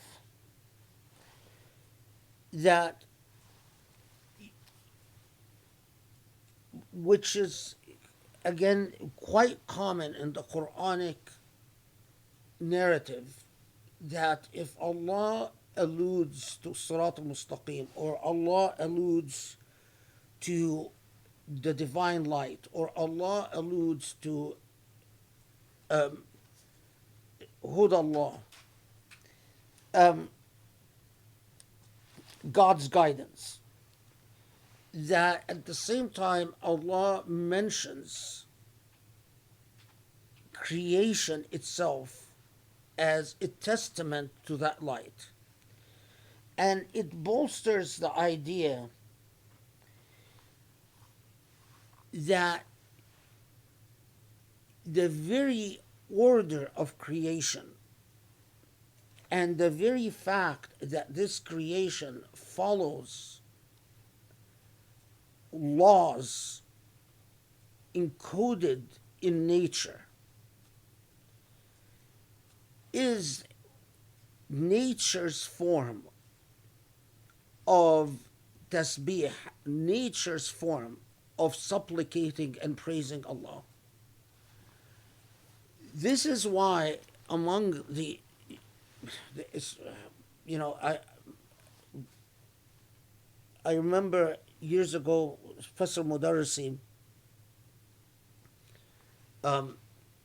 we were talking about why so many scholars in Islamic history develop a love of plants and farming and planting. Another, they nurture plants like they're nurturing children. And it is precisely because that the more you reflect upon nature and the more you see nature as a living testament. One of the worst things that human beings have done to themselves is that they started looking at nature as a commodity and as a means for commercial gain rather than as living testaments to divinity and the truth of God. And so, because in the same way that Allah teaches us to honor privacy, to honor each other's dignity, core in the Quranic ethical outlook is that you honor creation as a living witness to God. And so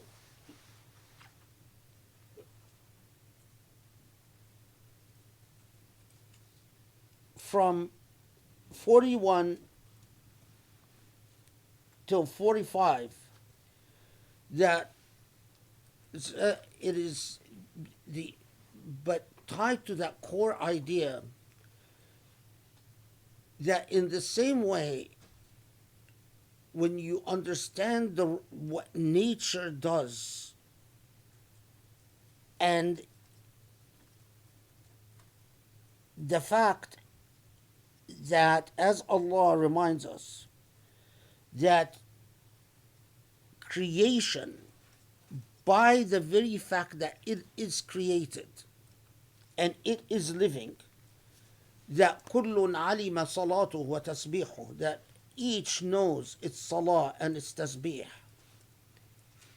It is like saying, how about you, human being? If you are fully aware that by the air you breathe, the very life you live, that you are a living testament to Allah's salah and Allah's tasbih, then of course, but you have the power to corrupt it. You have the power to undermine it, to derail it.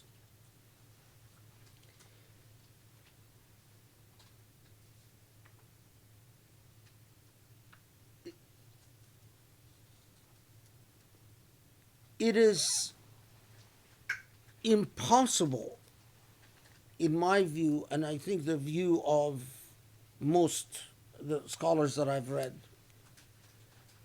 for a human being to have a true understanding of Allah's light without having a deep appreciation for Allah's creation.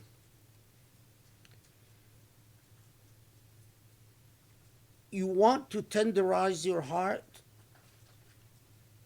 You want to teach yourself what Allah's light, the truth of Allah's light, what it is, learn to rekindle your connections with Allah's creation, to reflect upon the marvel that you and the dirt that you see lying there on the ground, you're one. You are one. But for the fact that God's light that flows within you has allowed you that power of molecular structure that gives you your form and consciousness that gives you your awareness. But this is actually Sheikh Ghazali Allah Arhamu used to say, he actually even wrote this in some of his books, that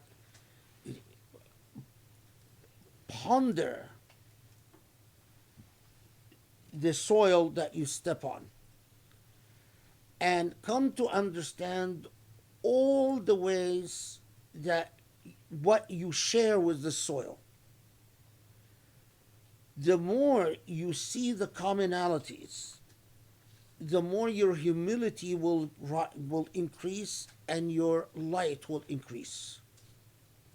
The more you understand the way that you and that soil are one, all the commonalities, the more your light will flow from you, the more the light will be unleashed within you.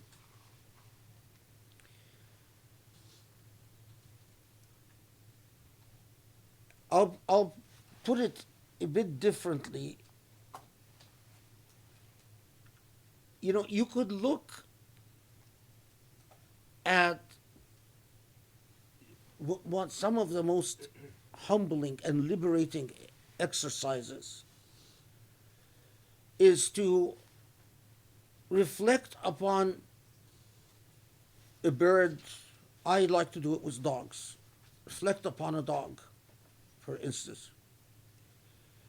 And I reflect upon all the ways that this dog and I are truly,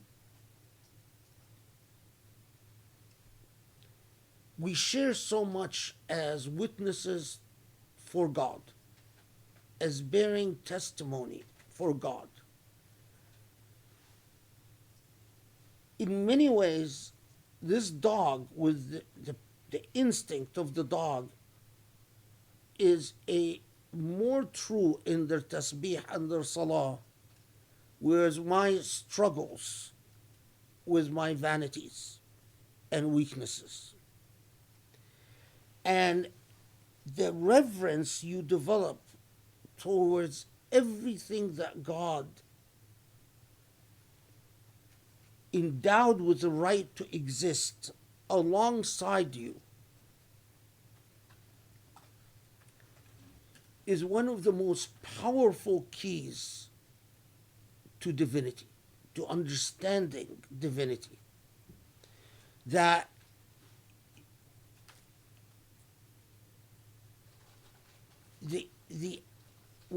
whatever privileges that you are given beyond a dog or beyond a chicken, it is solely due to God's gift. But for God's gift, you and the chicken would be exactly equal. Okay. And this section then is crowned, is sort of concluded with لقد أنزلنا آيات مبينات والله يهدي من يشاء إلى صراط مستقيم. That after, like the final sentence in this paragraph is Allah comes and says, and again, for the millionth time, I remind you. Let's see, 46.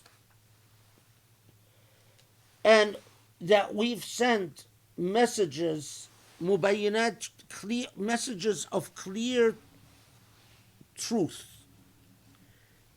Messages that clearly reveal to you to truth. Now we come, Wallahu yahdi man yasha'u ila siratin mustaqim.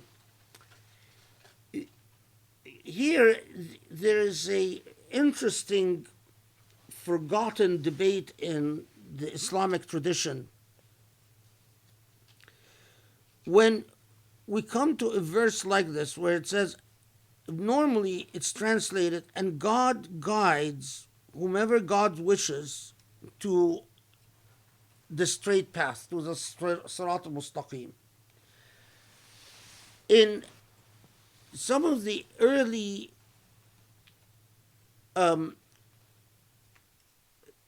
reports by the earliest scholars of the Quran, it's actually read as the irada here is not that belongs to God, but belongs to the human being. So, in other words, what it's saying then is, and God guides whomever, not God wishes, but whomever wishes to be guided to Sirat al-Mustaqim, to the straight path. Of course, this culminated in the debates between the Mu'tazila and the Ash'ariyya especially. The Mu'tazila, building on these early reports, insisted that what verses like this are saying is that whoever wants to be guided, God in turn helps guide them to Sirat al-Mustaqim, rather than the way that the Ash'ariyya understood it as it is God that guides whomever God wants to guide. Let's see how Muhammad Asad translated it. This is 46. I'm just curious. So it says, indeed, from on high we've given or bestowed messages clearly showing the truth, but God guides unto straight way only him that wills to be guided. Oh, so he does understand it in the sort of Mu'tazili way. That's really interesting. That him here in Muhammad Asad's translation is not capitalized. So the him refers to the human being, not to God. God guides unto a straight way only him, not capitalized, that wills to be guided. So the human is the one that wills to be guided, which is really interesting because that's the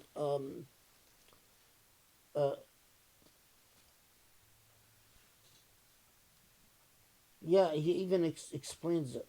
Yeah, it's really interesting. I have to admit that I do tend to agree that the eagerness to read all such verses as referring to sort of as if it is God just wantonly decides who's to be guided is misreading of the moral gist of the Quran. Okay. All right. So now,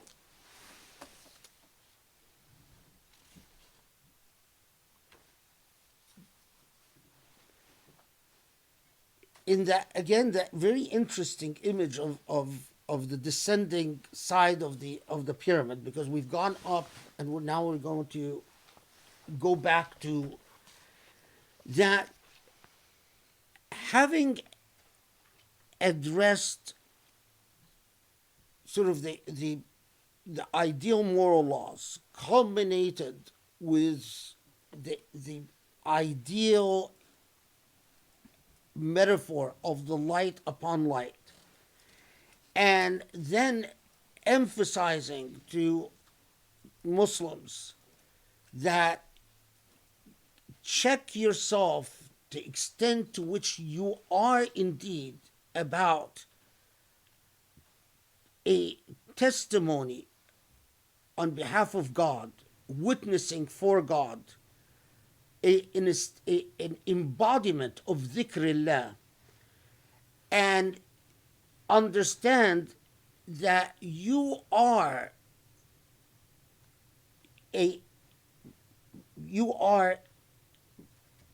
part. Allah's creation, the law of Allah's creation is that it testifies for God. You have that choice whether in fact to uphold the purpose of creation or to otherwise corrupt the purpose of creation. Then, subhanAllah, Surah An-Nur goes on to address those who are, in fact, in an active state of corrupting the divine light, corrupting the very philosophy, the very logic of creation, and addressing the very heart of the social tensions that gave rise to the type of social problems that were addressed in the beginning of Surah An-Nur. And coming, typical Quranic style, sort of getting to the heart of the challenge that the Muslim community is meeting at the time. And at the heart of this challenge is the recalcitrance, not pronouncing this word. The obstructionism, recalcitrant, anyway, the obstructionism of people within the Medina community. And the problem is that you are dealing with human beings. And you are dealing with human beings who say, we believe, this is now, we're at 47. We believe and we follow you. And it is not helpful, as later tafsir have done, is to always, to make it sort of a cartoonish narrative of it's always, the hypocrite camp led by a single individual or a couple of individuals who are, it is human weakness that Allah is warning us about. وَيَقُولُونَ آمَنَّا بِاللَّهِ وَبِالرَّسُولِ. So some of them say we believe in God and in the Prophet. وَأَطَعْنَا. And we in fact are obedient.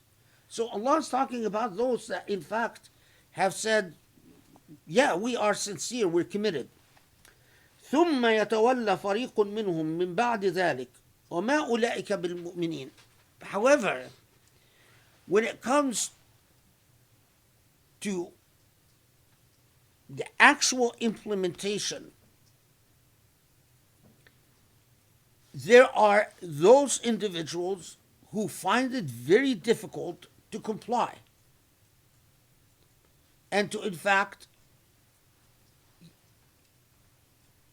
turn the principles into lived action. And Allah, comes and these are not the real believers. These people who have this hypocrisy in their heart. وَإِذَا دُعُوا إِلَى اللَّهِ وَرَسُولِهِ لِيَحْكُمَ بَيْنَهُمْ إِذَا فَرِيقٌ مِّنْهُمْ مُعْرِضُونَ. So, and this is 48, and 49 is closely alike. وَإِنْ يَكُنْ لَهُمُ الْحَقِّ يَأْتُوا إِلَيْهِ مُذْعِنِينَ. So, there is a group of people who effectively have not been able to rid themselves of opportunistic logic. They follow sincerely and obediently as long as they like the results. But if now the results are bruising to their egos, if the results are not to their liking, they start making excuses. Now, here again, we have a number of reports that say, and reports that, although often transmitted as occasions for revelations, I think it is more helpful to understand them as reports giving context. So, for instance, there's a fellow, I just remember his first name, I don't remember his last name. His name was Bish something. Anyway, that reportedly this fellow Bish had a commercial dispute with one of the Jews of Medina. And when the Jewish merchant told Bish, well, you're a Muslim, fine, let's go to Muhammad and have him settle this dispute. And Bish says, no, inna Muhammad yahifu alayna. No, because Muhammad is harsh on us. Muhammad is sort of implying that Muhammad, it tends to be harsh on Muslims. There's another report. Al-Mughira bin Wa'il had. It's a land dispute with an Imam Ali that he bought land from an Imam Ali, and then after he bought it, he complained that the land was not properly irrigated, and so anyway, it's a long story, and so finally Imam Ali said, okay, let's go to the Prophet and have him settle this dispute between us. Because Al-Mughira bin Wa'il was complaining that this is not fair, and Imam Ali, of course, was saying, it was a fair contract and so on. And Al-Mughira bin Wa'il refuses to accept arbitration of the Prophet ﷺ and says,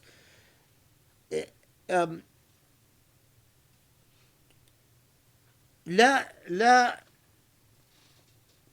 أتحاكم إلى محمد فإنه يبغضني وأنا أخاف أن يحيف علي. That no, Muhammad doesn't like me, and I'm worried that he would basically not be fair to me because he doesn't like me. Now, of course, I don't think that these were occasions for revelations, but I think that the reason they are mentioned as occasions for revelations is because they allow us to understand a context. And the context and there are many other reports similar, but the ones that I think are really interesting are the ones that tell us. One of them, by the way, is reported about, again, Al-Mughira bin Wa'il, the same man. Allah Alam, if it's... anyway, that when the ruling came down vindicating Aisha and saying that those who slander women would be punished 80 lashes, that, remember in Surah An-Nisa, it came, and the restriction that it said you cannot accuse your wives of al-fahisha without bringing 4 witnesses. And if you do, this will result in a trial by oath and the marriage ends. But there was no punishment in Surah An-Nisa. Then in Surah An-Noor, when it came and said that if you slander women and you don't bring 4 witnesses, you can be struck 80 lashes. A group of people that are usually described as al-munafiqun, but I think that they're just human beings who are weak of faith, said, oh, Muhammad only did this. They were unhappy with the punishment, and they said that Muhammad only did this because of Aisha, because he wants to protect Aisha's reputation. It's, if you think about it, in pietistic history, we'd say, oh, that's really horrible. But think about it. It's entirely human. You might be one of the people who would say that, would say, oh, okay, such a harsh punishment. For what? For saying that she acted inappropriately when she did act inappropriately, and that now we either bring 80, we bring 4 witnesses, or we shut up, and if we, what's the big deal? Does this really deserve that we be threatened with 80 lashes? There was that response.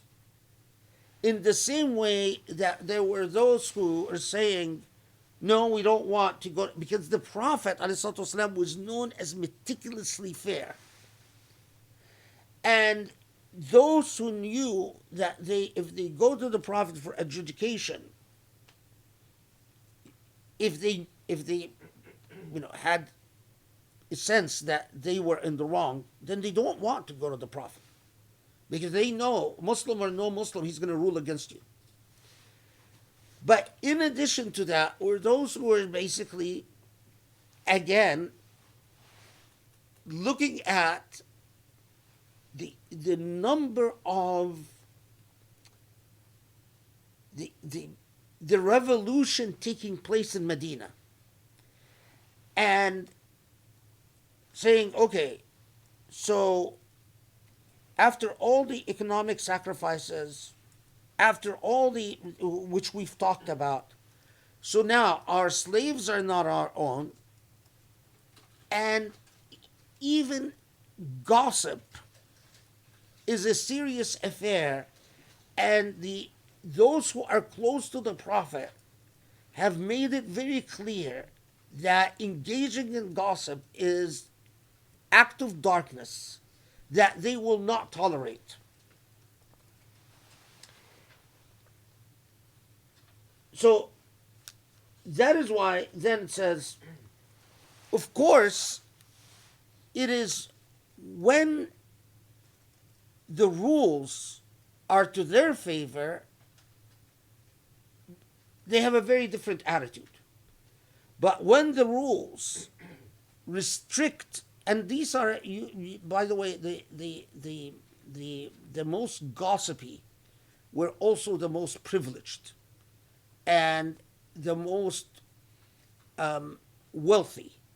And so it's also the rule about mukataba of slaves impacted the harshest, the most privileged. So notice 50. أفي قلوبهم مرض أم ارتابوا أم يخافون أن يحيف الله عليهم ورسوله بل أولئك هم الظالمون. Notice the language here. Look, it's as if Allah is asking questions of reflection.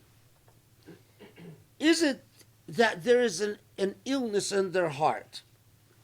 Amr tabu, or is it that they are losing their faith or questioning their faith?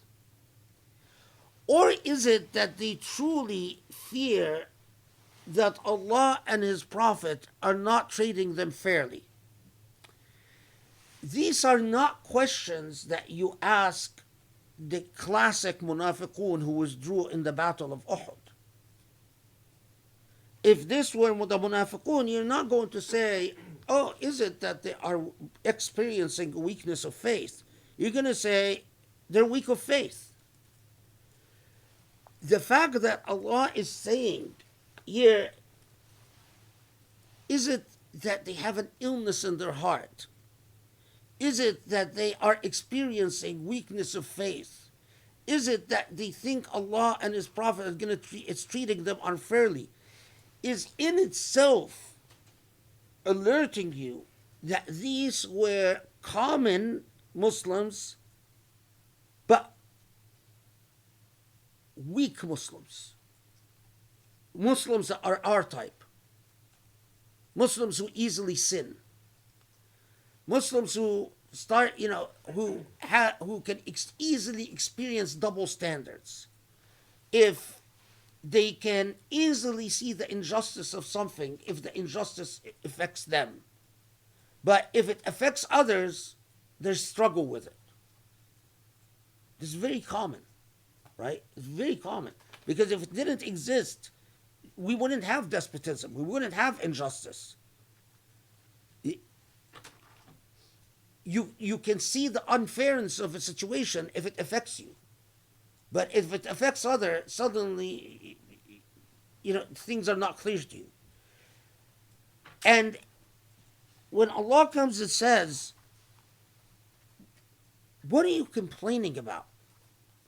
I mean, you don't think that your slaves should have the right to earn their freedom through mukataba.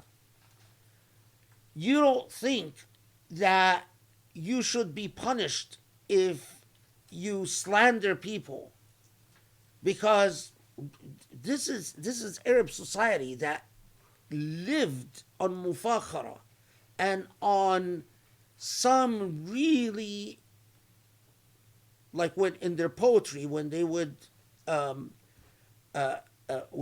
criticize one another in their poetry was often extremely unfair. I mean, it would talk about how not only are you, but it would attack your lineage, it would attack your parents, it would attack your tribe. So this was no small change in lifestyle. This was saying from now on, there's going to be responsibility in discourse, and your society must uphold the standards of light. And so there was whining and complaining. And Allah is coming and saying, reflect. Are you among the zalimun? Are you among the unjust? Because if what you feel when you hear these laws of light is, this is unfair. Why is God being so harsh with us? Why are we having these laws? Then you are indeed among the unjust, i.e., among the darkness.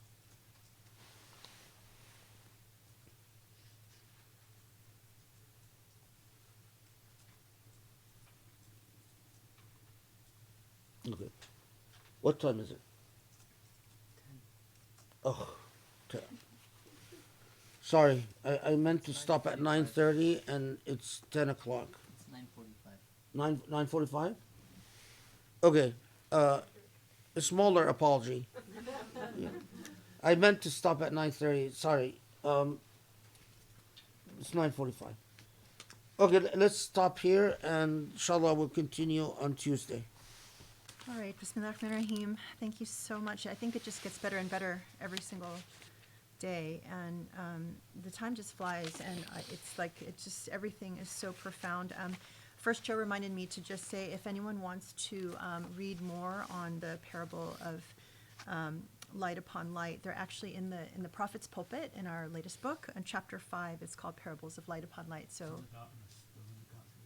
Oh, part where about the darkness where you can't see your hand, and actually there's a whole section dedicated to darkness to light. So it's if you haven't had a chance to get your book or read it, you absolutely have to. It's incredible, and alhamdulillah, a lot of people have been reporting back that it's truly magnificent. It's a masterpiece and all of that. But it's amazing. I think it's life changing, and it's definitely changing the way that people understand like how to practice their faith. So it's so beautiful. Just to share a few highlights from today, I was trying to scribble and catch up, but there was just so much beauty that it's really hard to even like capture just the highlights.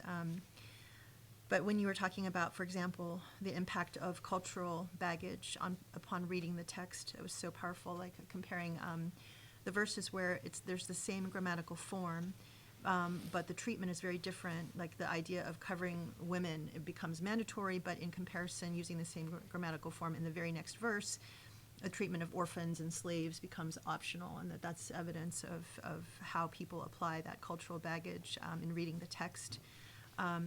It was so beautiful to say, of course, building upon the idea of the right to dignity and privacy, pride, honor, modesty, fundamentally the right to freedom, and the whole discussion on slavery was extremely valuable and deep. The construction of the moral ideal and the idea of morality over pragmatism, and that all of these are what are necessary for creating a society of light, or the Noorani society. And even like when you shared with us the reports about like how women dressed, and men could easily confuse, slave women with free women, or women who were, not of pure, good purity, or like people who were not clean versus clean. I mean, this is such an example of just the detail of a scholar really investigating a situation. Like when you think about that, then that means that women actually were dressing very similar to one another, despite who they were, what they did. And when you try to, like bring that idea to our modern time, and how people have become so rabid about, whether if you're not wearing a scarf, for example, then that means you're, not faithful, or, all the stuff that we do that is just out of extremism of thought. I mean, or ignorance, maybe is a better way of putting it. Those are the details that really make this tafsir so special. And then even the example of makeup, that, the immediate question was, well, are you saying that makeup is not allowed? But that just also reveals the attitude. It's not about the makeup itself. It's about the intentionality behind it and its use. And then, just again telling us we have to be thoughtful and like reasonable, and think through, like, what is the intentionality, what is the use, and just the complexity of any given situation. Then the point about how these verses of light, there's just so much, there's a wide application, and that makes this paradigm so apt for so many different occasions. And that, your role is to really point to, is this light, what is the purpose of this light, and what is the moral issue here? And then the idea of how these moral issues are not subject to a cost-benefit analysis or pragmatic logic. This is the problem of our age. Everything comes down to money, and how much, pragmatism is favored over morality. And then getting into the idea of how do you really make that light of God shine, and the idea of tarnished glass. The light doesn't change, but it's how your glass or your ability to, shine that light out is affected by how you take these moral laws or live them, or fail to follow the moral laws of God. The notion of how light is indivisible and unchangeable, and that divine light follows the moral laws, and how that applies to Muslims and non-Muslims, which is so beautiful, again, because it's not about this light belongs to Muslims and that light belongs to some other group, but it's actually, if someone exhibits more light, regardless of what faith they follow, that's really the ultimate evidence and point. And then the descriptions of an ideal believer, I think, was so powerful, having light in your speech, light in your action, light on the inside and outside, and seeking light. I mean, just so much to reflect on. And then conversely, the idea of darkness being like quicksand and layering upon layer. So that's where my notes ended, and we covered so much more that was so incredible and so deep. But again, just thank you so much. I feel like when we're sitting and receiving this, we're so blessed. And just, there's so much to learn, so much to reflect upon. And so grateful for this session and all the sessions before, and how it just brings the point of all of this together in such a profound and beautiful way. So thank you, everyone, for being with us. And inshallah, enjoy the rest of your weekend. We will see you, inshallah, Tuesday for a continuation, day 5 of Surah Noor. Alhamdulillah, alhamdulillah. Thank you so much, Sheikh. Take care. Assalamu alaikum, Assalamu everybody. alaikum.